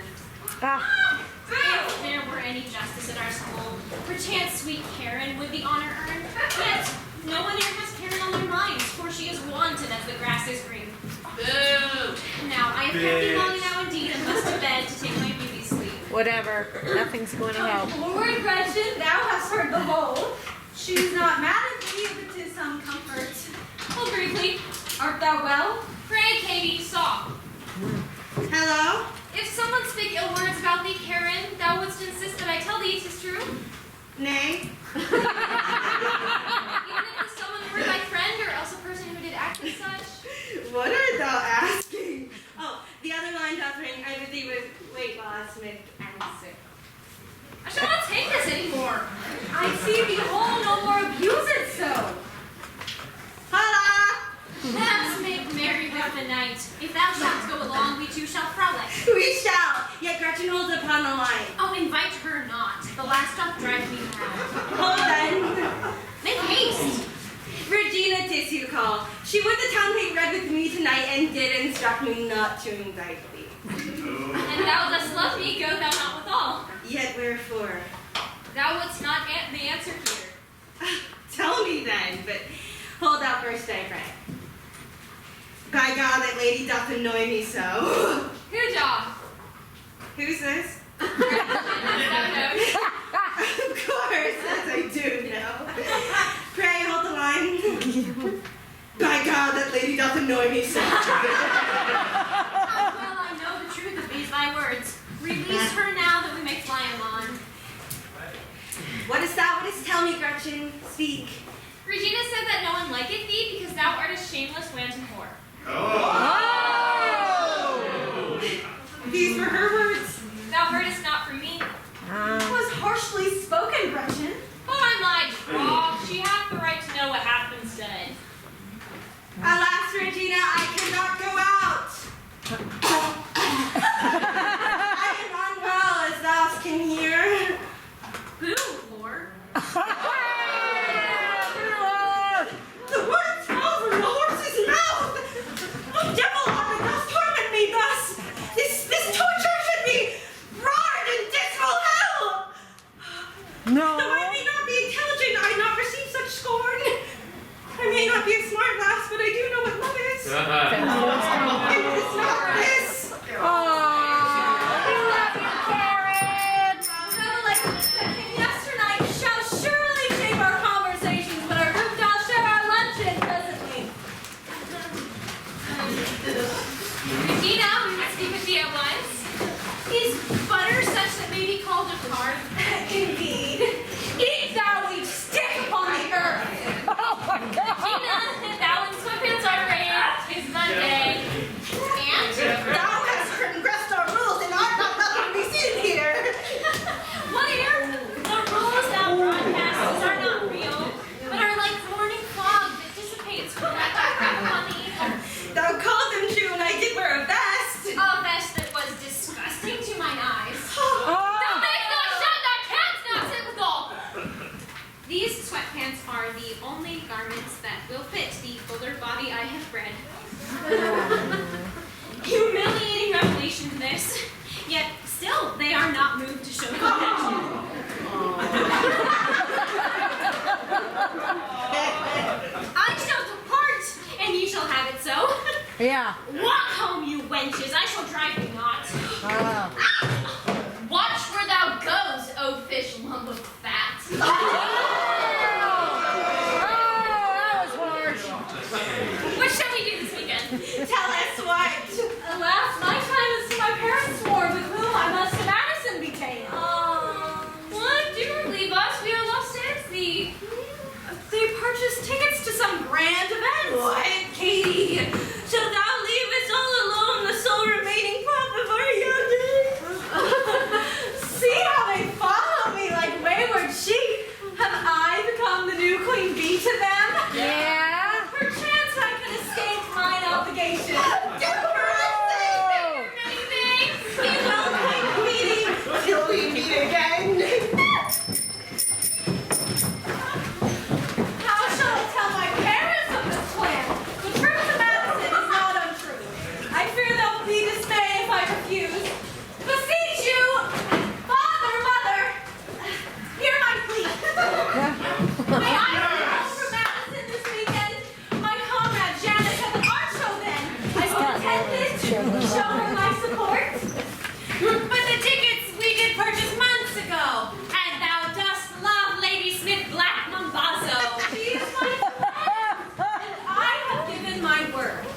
Methinks our Katie has grown old now, that she one night without us may endure.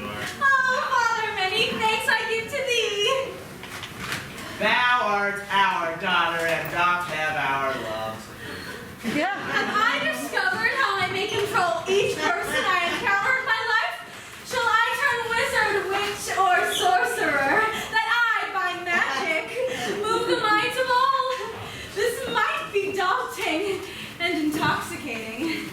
Here's Aaron coming hither presently as if he were by heavenly power sent.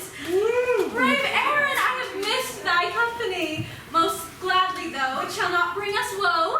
This weekend I shall host a revelry. Wilt thou be present? Shall Regina go? Nay, I have made her no such request. Thinkst thou mayhaps Katie hath gone mad? The gathering consists of the best, good people. Thou shalt to that number add. 'Tis well. I shall attend. The soldiers are arranged, the plan in motion. Lieutenant Aaron Samuel shall report for duty to my parents' house. All must be perfect if I to win this war. My uniform must be most fashionable, that when he sees me, he'll surrender quickly. Gross!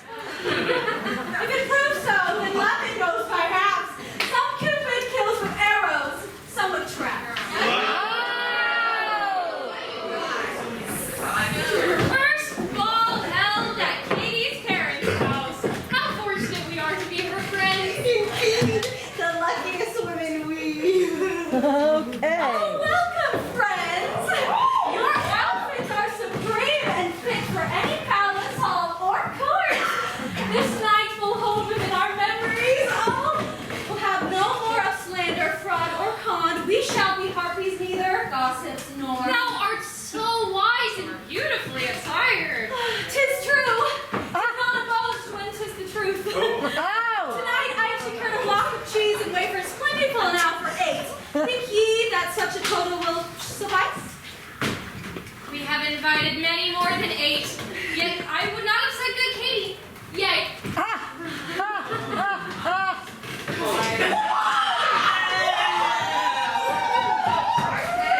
Tis not now, as plainly I see.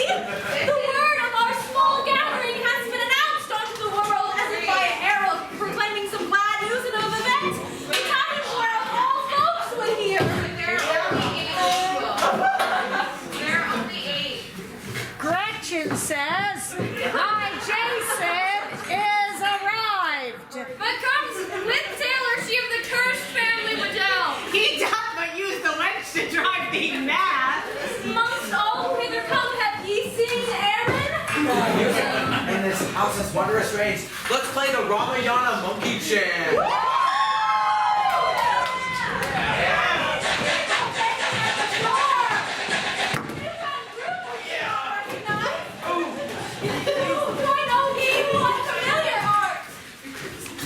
Good Deke, thou dog! So blurry and so odd. There's not the gathering I did attend. For did my parents know? They would be rough. Doth she imagine she can hold a party inviting every student save myself? Yeah. It shall not be. I am Regina. And let my name stand as queen o'er all. What pretense doth she have to be so bold? Thou hast it right, my fragile fragrant flower. Tis not absurd to say I made her. And this is a pottery to jar clay. And may, and so she will it, smash me too. Mary, 'tis an unexpected scene. Methought 'twould be a gathering into. Katie and a few companions only. My prior expectations I'll adjust. I make no offer lines to sway the crowd. Please.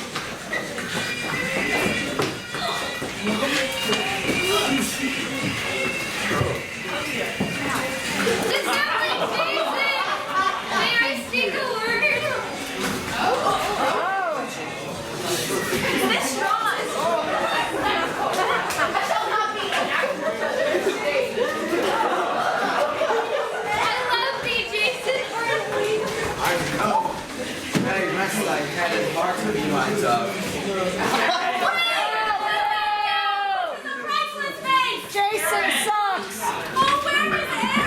Have you turned me down? Shall I read absence as rejection total? Party's out of control. Good evening, Africa. How long's that hair? That friend who Gretchen Wieners told me are with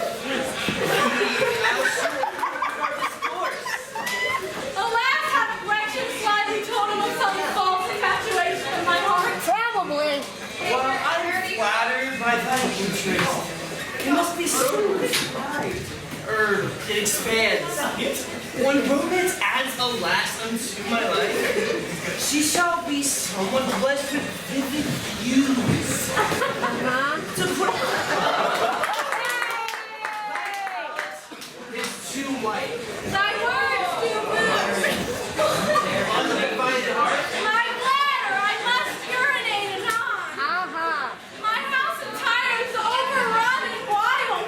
Yes. From stuffed with hormones, James and Fields. Yes. And this one here is Gretchen kissing Jason, as if they hope to make their faces one. Yet as I enter, Gretchen see me here and slap at him. Continuing their show. Here is another room, mine own indeed. Be gone, I tell thee. I must take my rest. I'll find that only after.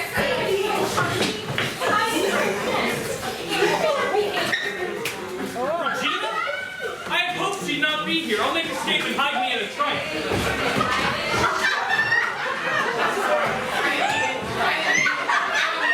Too unruly for my taste. This room shall be a refuge for my hobby.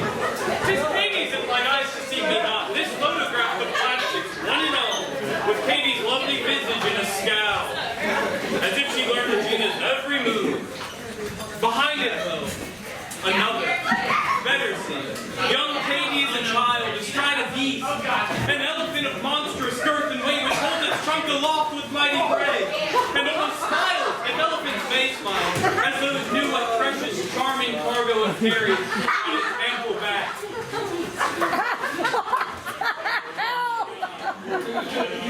Sweet Katie, innocent and still a girl, with hair and tails and knees unkempt with dirt, soft beam like one whose hair was active.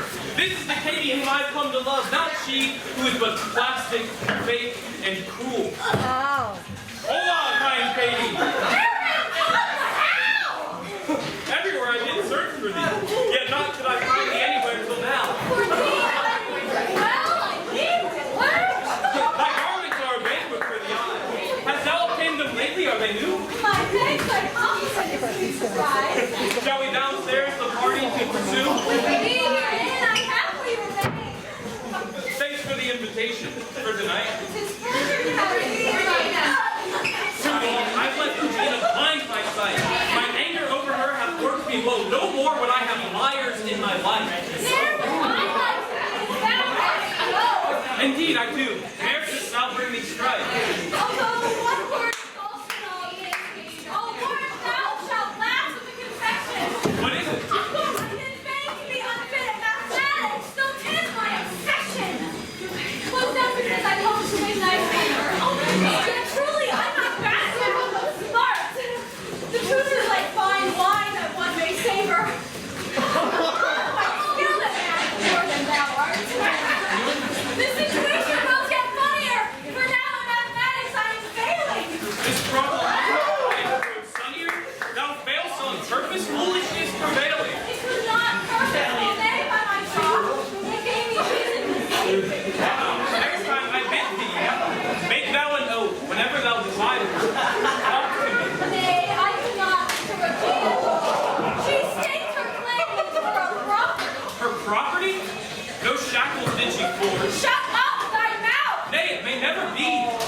Apologies, I did not mean to say. By heaven, this is worse than I had thought. Thou art too much in mean Regina's slay, as if thou wert a clone which she had wrought. Nay, pussy man, thou dost not hear well. Oh, alas, to come vomit in my words, nay, not in words. Oh, torment come from hell. What is this scene? Oh, real vomit come and hurt.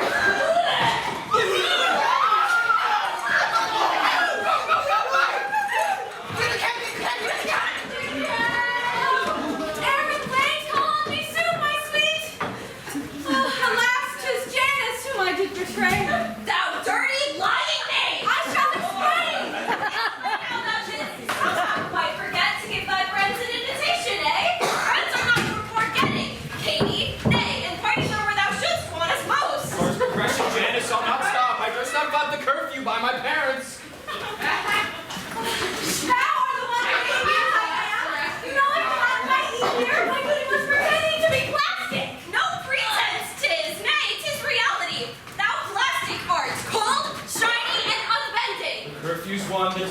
So what's it?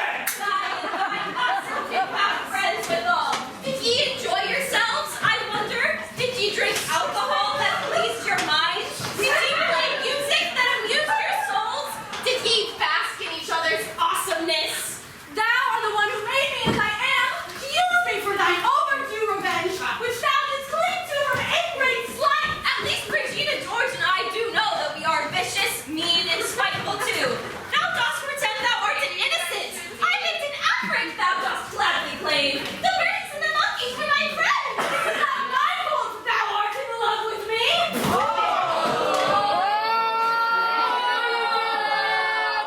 What's that, miss?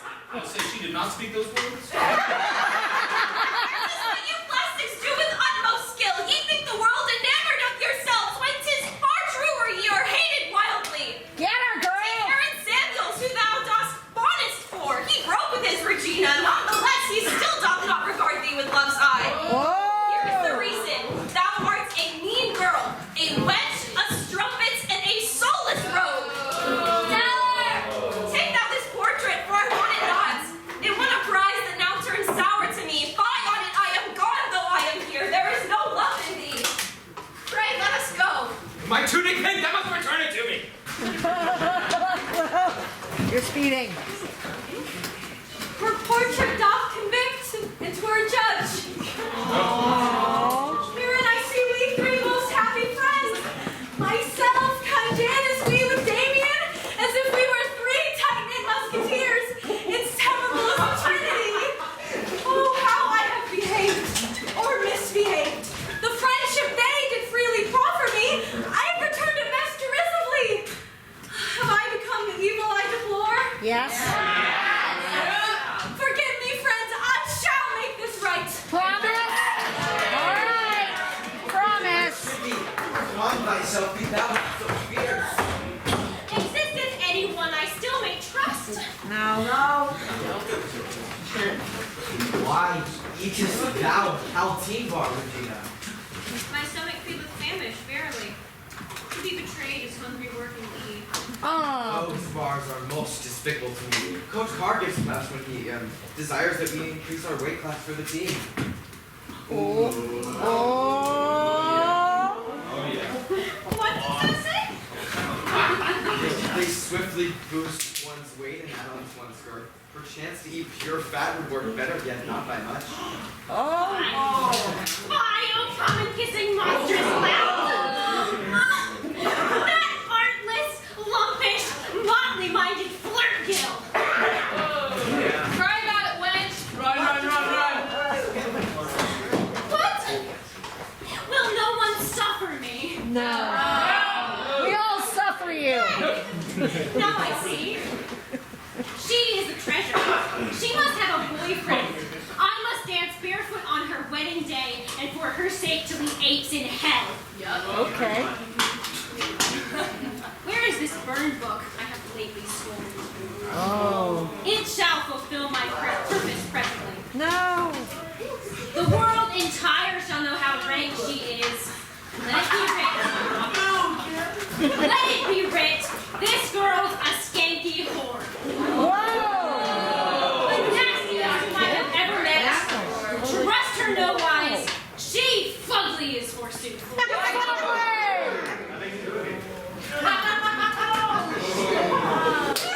Oh, look at that look. These words, however, I pen not of her, What? but place my picture underneath the words. Oh, that's smart. And rude. Thus of the burn book becomes a Katie share. Uh-huh. Wherewith I will ruin her beyond repair. In all my dreaming, never did I think I someday would be in a school employ.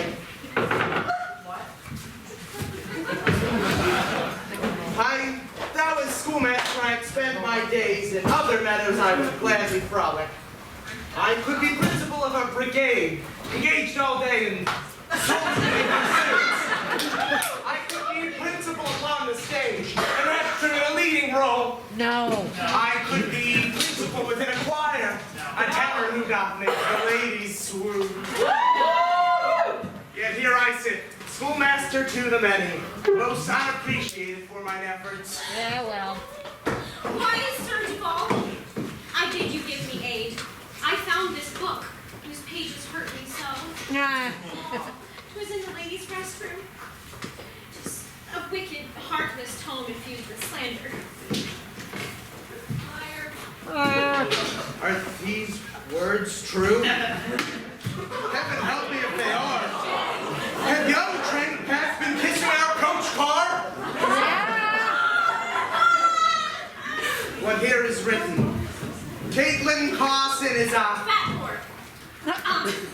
At least I believe it is so. Oh, horrible that one should be so cruel. Pray calm thyself, Miss George. All is not lost. Yet wherefore would a person write those words? They are mean-spirited beyond belief. Fear not. We shall not rest until 'tis right, and shall discover where the blame doth rest. If you would read precisely, Sir Duval, you will find but 3 glasses in the school whose names are not mentioned in the horrid pages. Oh. The trap is set, and for the final act, I'll set the school afire in rage and bile. Yeah.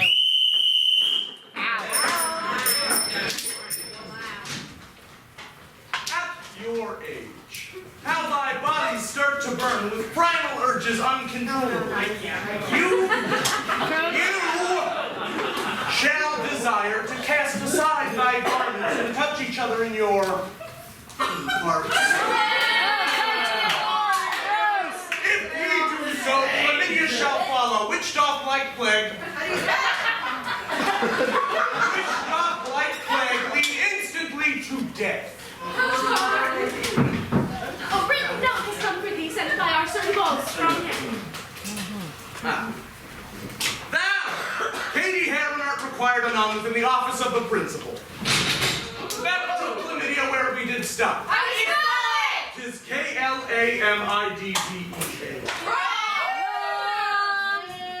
Regina, I saw walking past. Yes. She gave me good infernos freeze. Yeah. This way, Miss Herron. To my office, please. What is the matter? Gladly I would know.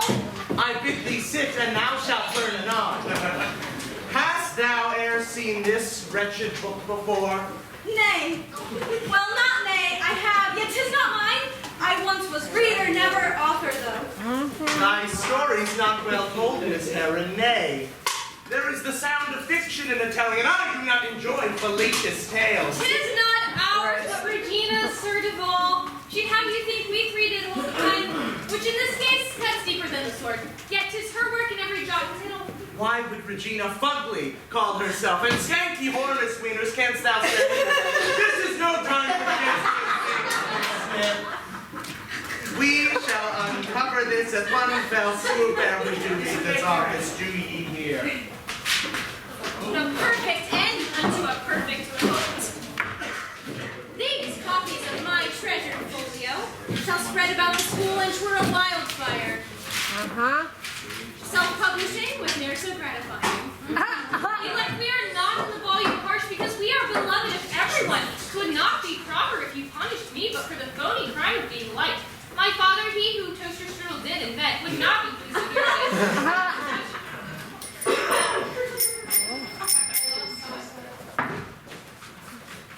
What is this defamation? Kissed a hot dog? 'Twas one time only, not a daily act. Fraser has a monstrous graying act. What's this mean and hurtful word proposed? Who could not write it of me by my trough? Ray, I have Coach Carr. And so has Sunshine. Oh, such sweet gossip. What chaos is this? Oh, settle down at once. Push not, lest ye be pushish.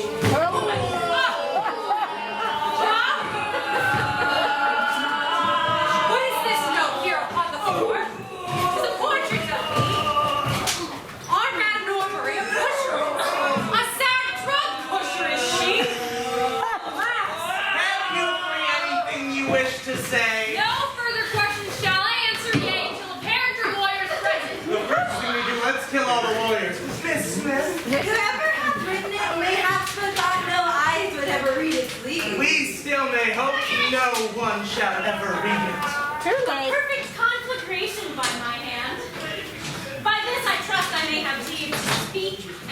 I will.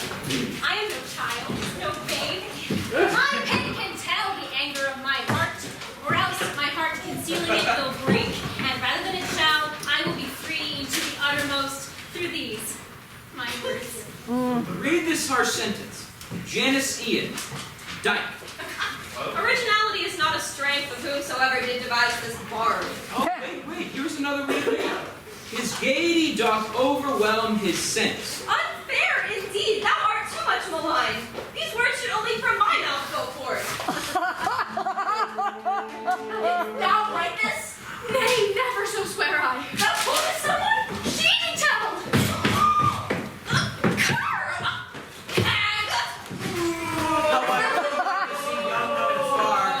For better fisticuffs, take off your tunics!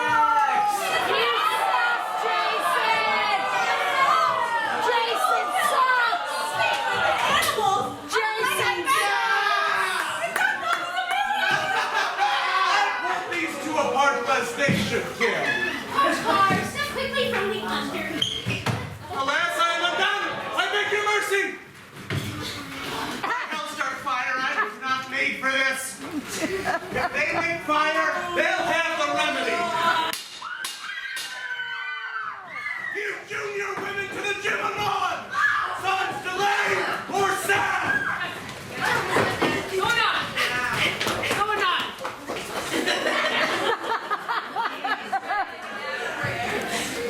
In all my dreaming, never did I think I one day in a school would be employed.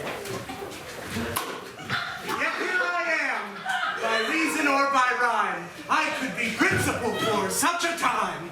Yeah, well, that happens.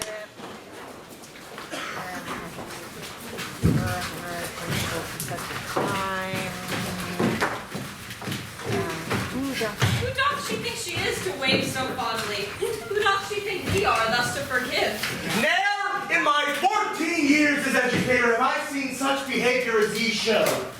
Young ladies are ye, or so ye should be.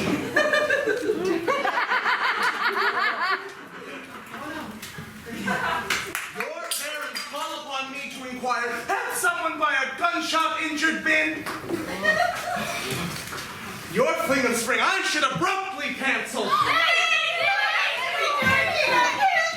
I'll not do so, despite my reservations. Already hath the DJ been reserved. Think not, however, this book's not serious or that by it I am not most upset. Coach Carr hath left the property in haste. Our Madam Norbury has been accused of selling drugs, though such is ludicrous. School is hard enough without infighting. What you young women need is to remake your attitudes, which shall begin here now. Whatever length of time the matter takes, however through the night we all must work. Forsooth, we cannot keep them past 4 o'clock. However, until 4, we all must work. We'll stay and fix how we communicate. Who then shall start? Who hath a lady's problem to discuss? Oh. Yes, Bethany, how shalt thou lead herein? Whoever wrote the book declared that I did lie about my maidenhead because I utilized the tampon's jumbo size. Tis not my fault that I have heavy flow, with a large, white-set vagina too. I cannot do this, Madam Norbury! Thou art the most successful, caring, graceful, intelligent, and lovely woman, yea? Am I? Thy words describe not how I feel. Canst thou not in the calmer excellence of thy wisdom reconcile it with thy heart to say aught that shall ease our school's disorder? What? Canst thou cheer them up? Oh, say thou canst. Speak something to increase their self-esteem. Oh, 'tis not a problem of their self-esteem. It seemeth they are well pleased with themselves. I beg thee, please. I shall endeavor so. Each close your eyes, each lady hereabouts. I bid ye raise your hands, if e'er, alas, spake gossip rank of ye behind your back. Open your eyes, and see who shares your plight. See how your comrades suffer as you do. close your eyes once again and hear another question. Raise your hand once more if you have ever said some grievous ill about your friend as well. Open your eyes and share the communal guilt. Let us take time today for exercises, which in the doing so shall give you some ways to express your anger in a healthy manner. We'll start with ye lasses here. With Madame Norbury assisting us as Sherpa to our trying uphill climb, we each discussed some matters difficult, where have bothered us in recent months. Each clique, it seems, hath challenges unique. Thou hast been prideful since thou madest the switch on the short field or on the softball squad. Don here agrees with all. Don, is this so? Tread me not down beneath your murky sea. I pitch tomorrow, but not sunken deep. Why starest thou upon my boyfriend gentle? Fie, you counterfeit, you puppet, you! Puppet? Why so? Hey, that way goes the game. Now, I perceive that she hath made compare between our statures. She hath urged her height, and art thou grown so high in thine esteem, because I am so dwarfish and low? Thou art but jealous that I am more liked. I have no gift at all in truestness. This strange communication, if this what ye need, shall serve us well. Well done, good mates. May I but speak? No! There is within our school no problem that was born of having cliques. What? Some of us thereby should not forced be to listen or be present at this workshop. Some of us are but victims of these crimes. Oh, Hey, Miss George, and likely true. How many of ye here have personally felt ye have been victimized even by Regina? me! Yeah, it brings shame, I too must raise my hand. Yep. Sorrow on thee and on the whole pack of ye that triumph us upon my misery. Oh, wow. 'Tis well. You whore. Thank ye for sharing your honesty. Who shall be next in our discussion? Katie, is there a matter thou wouldst have confessed? I should say yea, but courage fails me. Nay. Ne'er hast thou, whether by mishap or malice, a rumor launched concerning anyone? Truth doth burn, I said that thou sellest drugs. Nay. Not for which thou wouldst apologize? She doth not fathom my predicament. Were I to make apology to her, the verbal blame would fall on me at once. Nay, I say it again and shall not change. My disappointment in thee only grows. We are drawn hither by this beastly book. I know not who would write so foul a thing, yet ye must cease the cries of whore and slut. Your actions give permission unto lads to call ye whores and speak of sluttery. Who here has been accused of sluttishness? Yep. Yeah. I bid ye stand to face the next pursuit. Now, Madame Norbury shall have us write apologies to people we have hurt. These shall we read aloud and then bravely fall into the waiting arms of our classmates. In friendship I have failed thee, kind Alyssa.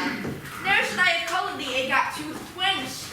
Not thy fault thy teeth are so widespread, and 'twere a vast canal betwixt two cliffs. Well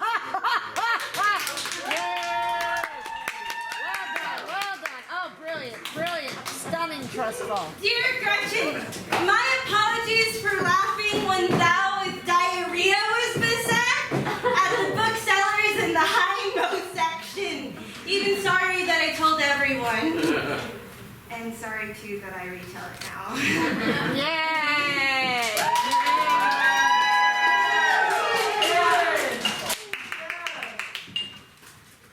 I hate thee not because thou art so fat. Kind Laura, thou art fat because I hate thee.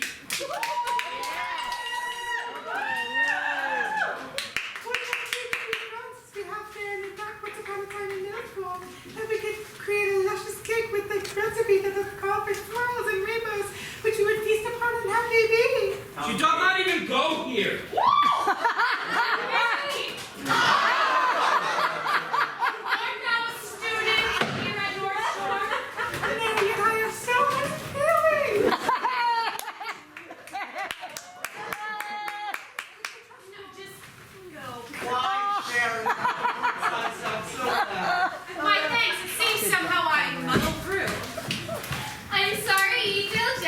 when you see me, 'tis not my fault that I am popular. If I do feign you witness above, punish my life for tainting myself love. Alas, what has befallen? Ah, it's you two. Just get up and walk a little. Mend yourselves. They shall be well, and now, who shall be next to tell their inmost truth? I'll jump the line ere Katie flies away. She shall not skip before I've had my say. By heaven, it is her greatest fantasy. A pile of girls in which to jump and play.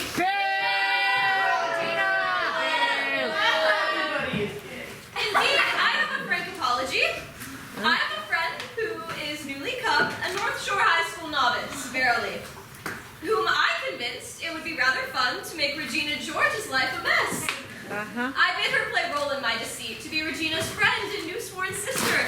She would spend stretches by Regina's side, then to my house fly with highest speed to tell me of all the ire and foolishness that had escaped from me, Regina's mouth. We then would laugh to hear the motley tales, but our counterfeit turned to malevolence. We gave Regina candy bars that made her gain the weight she would rather lose. We also turned her closest friends from her and caught them in our net of treachery. Oh, my friend, this Katie, soon was trading kisses with Aaron Samuels, once Regina's love, and then bid him break up with Regina. Oh, we too did give her foot cream, not face wash. By Jove, I am so sorry, poor Regina. I know not wherefore I've acted so. Belike, 'tis I have a crush on thee. A giant, sapphic, lesbian crush. Methinks this kind confession suits thee well. Yeah.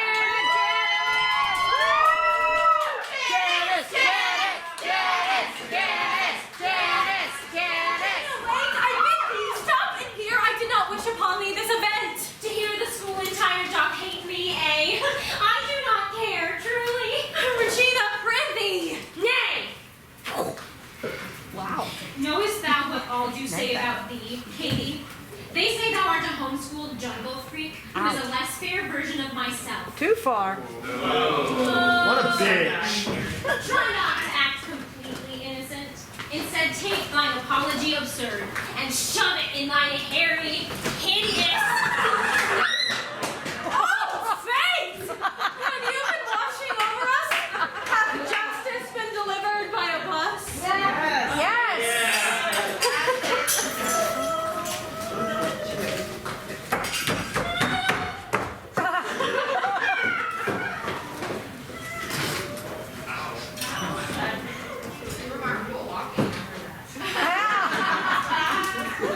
Nay, 'tis a jest. Regina did not die. She hath been hurt indeed, but not to death. 'Twas said her head did turn completely round, as if it were the earth, her neck its axis. 'Twas said I pushed her in the path of harm, which were foul words far worse than any other. Hast thou no stomach for this supper, Katie? Oh, mayhaps thy conscience overwhelms thy belly. Nay, mother, prithee, I am not to blame. Forsooth, I know not what I should believe. If thou dost seek a cause for thy belief, believe in me, thy humble daughter true. I should be testament and proof enough to satisfy thine anxious unbelief. Well, canst thou, my daughter, faithful see wherefore my tribal laws is high beneath the sea, as if they shriek at some foul deed. Beg pardon, mother. Wilt thou play one scene of excellent disassembly? Let it look like perfect honor. These, my precious vases, why were they here concealed beneath the sink? I know, but shall not say. I do not know. These are the vases of fertility of the magnificent Underbelly tribe. They priceless are and irreplaceable. Doth this mean anything to you? Pray tell. Nay, little, less than none. What hath befallen? Who art thou? Verily I know thee not. This is the perfect end of her portion's fall. My friends despise me and my mother too. Thy mother could not be despised. She is afeard of how thee dost mature. We peradventure, there is action swift, too quickly entered thee in mainstream schooling. You like returning home for school once more would give thee space thou needest to behold. Nay, though for mercy, Father, I do pity thee. 'Twould be even worse to hide myself from school than to return and face what I have done. How bad a situation shall it be when thou again arrivest on the morrow?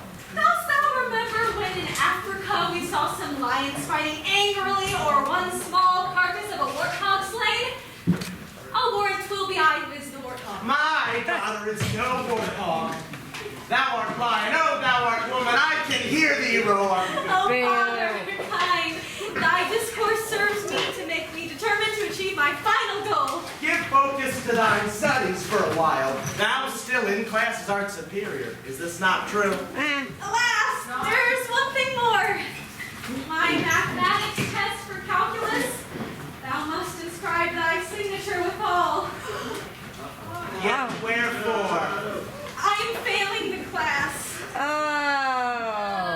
Ah, 'tis a problem I cannot overlook. Thou art, what is the word? Thou grounded art. I like it not, but do accept the sentence. Yeah. Next school I must endure with frightful nerves.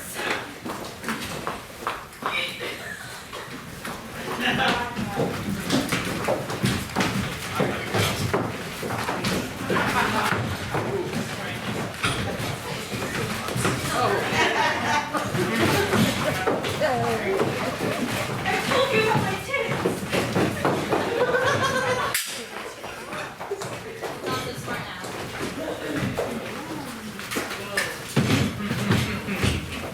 How could you? Two-faced. No table held a place of refuge for me. Instead, as on the day I first arrived, I found a lonely dining hall within the ruined stalls of the women's restroom. Oh, this sad loneliness doth sour this day. Take heed, ye class of Madame Norbury. We have some inquiries to ask of you. Has e'er your teacher tried to sell or give you marijuana for a pastime smoke? Or tablets made from ecstasy's mystique? Nay, never.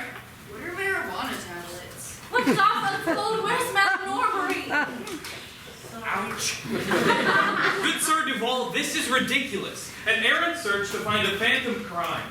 Kind Madame Norbury ne'er selleth drugs. Inside my heart I know 'tis true indeed, yet after every allegation against Coach Card it proved to be extremely true. The school board hath insisted every claim within the pages of the wretched book shall forthwith be investigated. It was written by a scorn of silly lasses, which like a pride of lions, a leap of salmon, a romp of otters, prickle formed by hedgehogs, a plunk of seals, a squabble made of seagulls. Those aptly describe their greatest feature. These lasses spend their time devising rumors while facing all the boredom of their lives. A noble speech and proper errand. Yet, until an individual comes forth and doth declare 'tis I who am to blame, the fiction of the book was my creation, we must continue in this frigid way. This wrong I must make right, and bid farewell to Aaron, who shall hate me when 'tis done. I do beseech ye, Sir Duval, 'twas I. The book was writ by my deceitful hand. My disappointment knows no bound. Big reveal. Come, Katie, we must take thee hence away. Brave punishments I shall devise for thee. So sweet was ne'er so fatal. I must weep under cruel tears the sorrows heavenly, and strikes where it doth love, oh Katie dear. Thou never wert so generous and kind, yet can it be that thou didst instigate the atmosphere of hatefulness that hath been these many days been plaguing North Shore High? Yeah. Thine actions are a tribute to thy spite.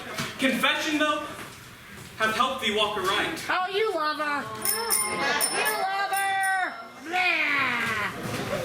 Though angry at Regina, nevertheless, beginning of my penitence is she. Let this reveal how my remorse persisted. Though I report, I do accept thy gift, and thy profound apologies for all. What has bitten by a vicious snake, the poison once must be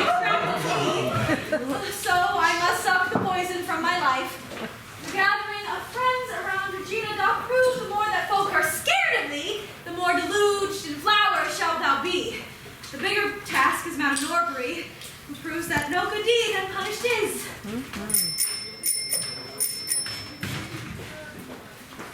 Miss Heron, how delightful to see thee. I have a venturous fairy that shall seek the dealer's hoard and fetch thee some new drugs. I have completed my examination. Stay thou a moment, I shall grade it now. Methinks that watching whilst my house was searched by constables from every precinct near did serve as a perfect cherry on top of blessed year. Art thou in trouble for telling true? Confessing to the burned book thou didst write? 'Twas trouble most severe. Well, I know one thing. Thou hast not authored every word alone. Didst thou tell Sir Duval the other names, co-authors, and accomplices of thine? Nay, Madame Norbury, for I explore new paths by which I may comport myself. No more to speak of folks behind their backs. Indeed, for to be stricken by a bus is punishment enow for knavery. Thou art forgiven. Sorry, thy grade is 94, familiar soul. Nerd. Thou art welcome back to math class. My thanks to you, Madame Norbury. I make apology with humblest heart. Thou art forgiven. Yet as punishment I have decided how thou shalt secure the extra credit thou so deeply wanted. Whole young Africa, together we shall plot the coordinates of success. Thou art mathly proud, and in our competition shall serve well. The bank of students who contend this year shall prove excellent combatants, yet will never match the prowess of our team. Yeah! In all your skill, I do believe. Go forward, proudly into battle, troops. Okay, Matthew. Horse and Marymount, ye shall be crushed. By any angle we shall dominate. Art thou child nerves? Indeed I am. Oh, be not concerned. I'll wager thou shalt thrive. Not is there to construct thy focus here. Not one of those lads from Marymount could be described as cute or fair or handsome. Good evening, gentle ladies, gentlemen. Ye are most welcome to the Illinois State Mathlete High School Championship. The competition shall begin with this first question of this thrilling evening. The larger of two numbers is 3 more than 5 times that which the smaller is. The sum of 4 times that which the larger is and 3 times what the smaller comes to 71. What are the numbers which we seek herein? North Shore. 14 to 5. Correct!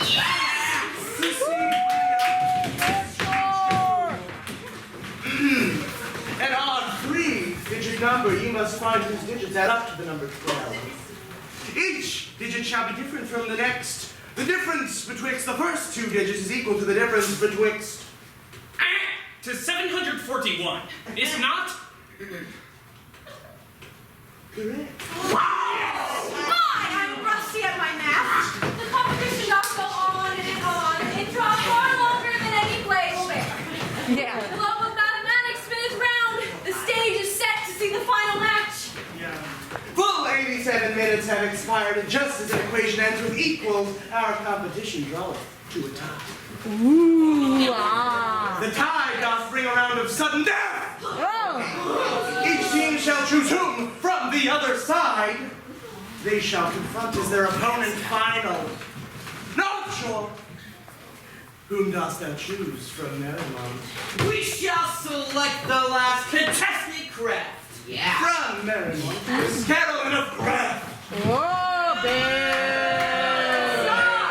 We too shall choose the last of minds the least. From North Oh, sexist. Harrington. Hi, Katie tis. Shall no one speak it right? Nope.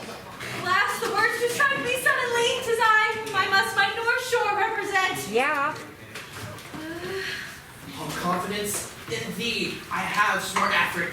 The mathematics and the metaphysics fall to them as thou findest thy stomach to serve thee.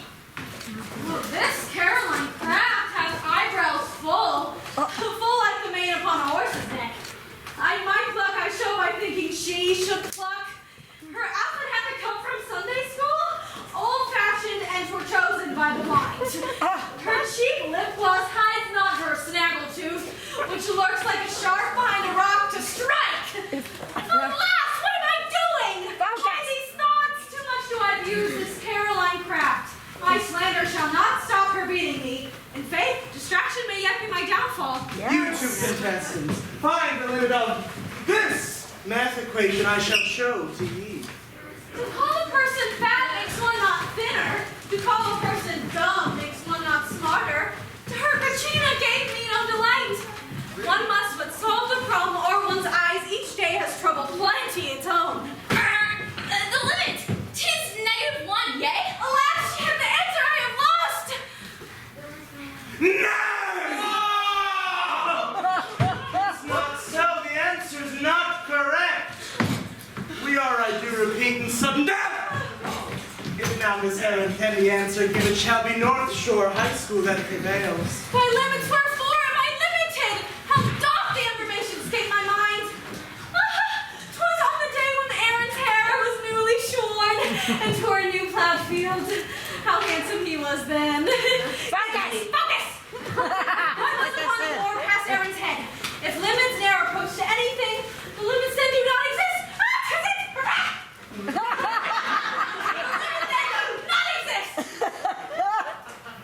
Correct.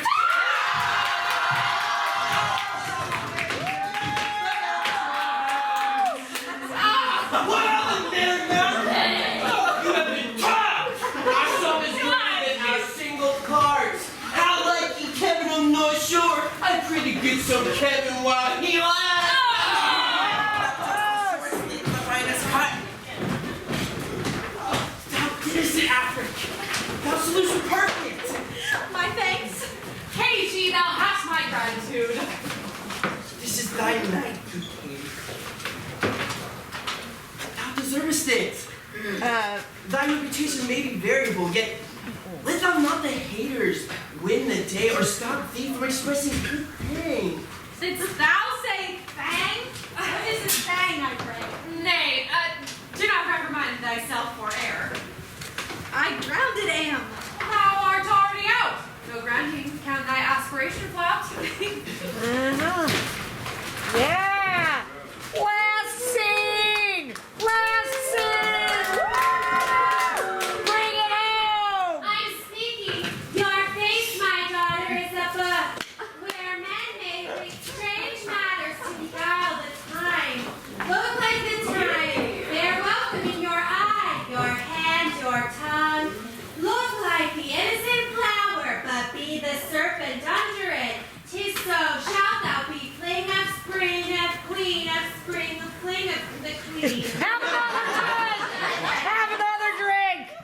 Regal must be fit to queen, though crown fine next grace found in pure gold. Be gentle, mother, ere thou hurtst me more. This hair, this dress, this necklace, each piece shall conceal me what I am, and be my aid for such disguise as happily shall become the form of my intent.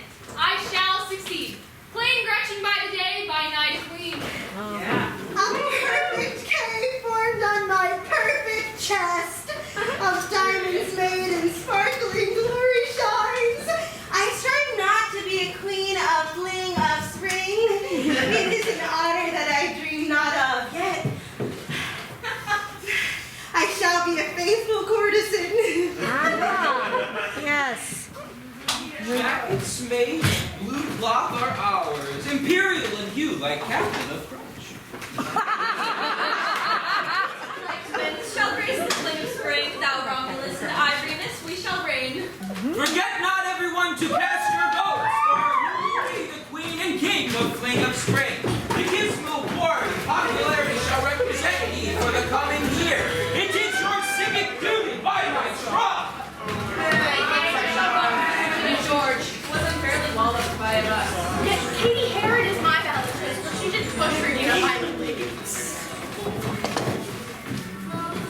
Come, Regina. For posterity.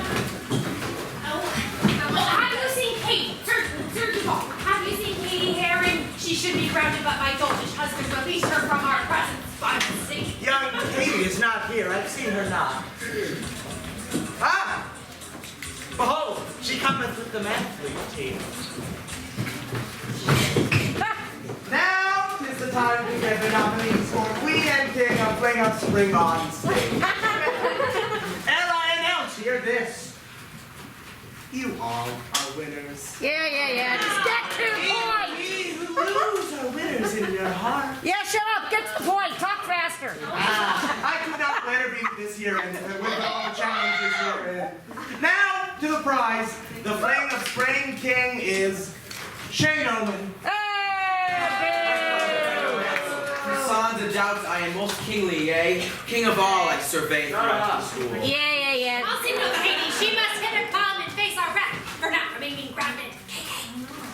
Your Fling of Spring Queen, future co-chair of the Board of Student Activities and winner of 2 gift certificates unto the Walker Brothers Pancake House, is Katie Heron. What? My precious lass? Where there's Katie. I did spy her once. She's over here. Now I see her. Going on the stage. You have my thanks. It means much to me. You have my disbelief and wonder, too. 'Tis not required that thou shalt speechify. I am near finished, sir. You have my word. Half the students in this room are angry, upset at me and all the things I've done. The other only like me for the rumor that I pushed someone in a bustly path. Yeah. In either case, stop this sit well with me. To all the people who were damaged by the burn book and its contents horrible, I am so sorry. More than you can know. Ne'er in my life have I attended such a fanciful event as Fling of Spring. When I could think how this honor was desired and treasured by so many here, how many tears were spilled or what it means. I wholly am bereft. Look around how lucky we are to be alive right now. Each person here is dressed like royalty. See, Jessica Lopez. Jessica!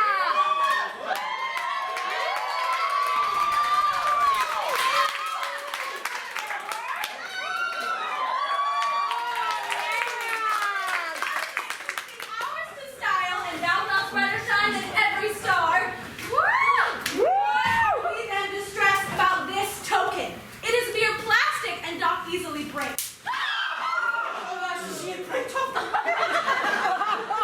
What if we share the honor, all of us? A piece for freshman leaders, earnest lass, a partial queen, a fling of spring, a piece for Janice Ian, friend most true. Most people take the crown and leave the stage. A piece as well for our Regina George, whose spine was fractured, yet she gloweth still. More too for all the other lasses here, each one of you a spirit beautiful. How can a mother's anger endure when God overwhelmed with feeling in her heart? Enjoy yourselves, you young ones. Strike up, pipers.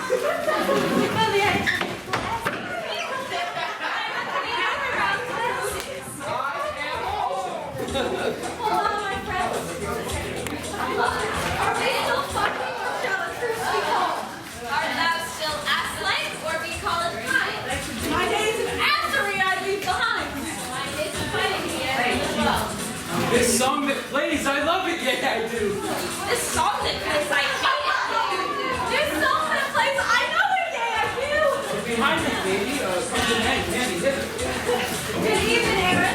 By my troth, I thought thou wouldst not make it to the Fling of Spring. As agent of the seniors, 'tis my spot for these 2 gift certificates to bring. My thanks, no Justin. Shoot, be quiet. 'Tis then a single gift certificate unto the Walker Brothers Pancake House. My thanks, sweet Aaron. I shall treasure it. Congratulations on that win, sweet mouse. I hear the mathletes beat the state entire. How nervous was I? Limits near did end me, indeed. Methought some moment might transpire. How is thy stomach? Say if I should fend me. I feel fine. Not even the smallest grumble. And thou art nauseous, wilt thou tell me so? No drinking, neither. I shall not trouble. Then all is rule. I fear no greater woe.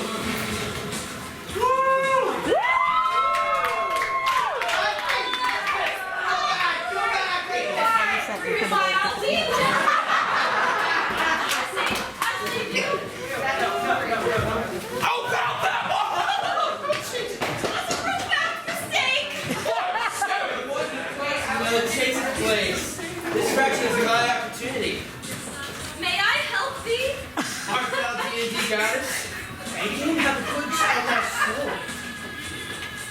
I'm of the moon. I feel that in my bones. Function of my reverence to thee.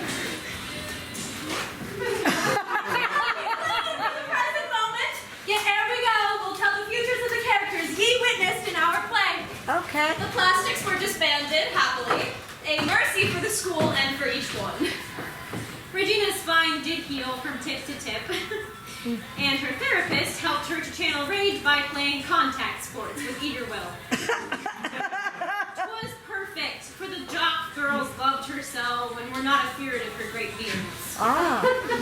Meanwhile, sweet Karen used her talent rare to make prognostication of the weather each morning. She could tell the town entire by using the 2 sensors on her chest. Temperature and likeliness of rain. Kind Gretchen found herself another clique, a new queen bee to serve and praise withal, wherein her vast Korean language skills were treasured by her newfound K-pop friends. I, Aaron, went to university, Northwestern, nearer now that I may see her. When swiftly run the days from week to weekend. And last, I went from homeschooled jungle freak To shining plastic, fake and terrible, to the most hated person in school. To finally, a normal human soul. Our Janice and her Kevin were as one, and everything was happily resolved. The drama of the year did pass us by. and seemed not so important in the next. Once, school was like a shark in its bearing teeth, yet now it is simpler, letting us each float. Grown world hath found a peace within itself. And though the junior plastics did arrive, forgetting the mistakes we once did make. A soul thus careening through the street shall set them in their place most ardently. What? Nay, 'tis not so, I am purely in jest. Although the world like tempest round us whirls, We dwell in peace, no more to be mean girls.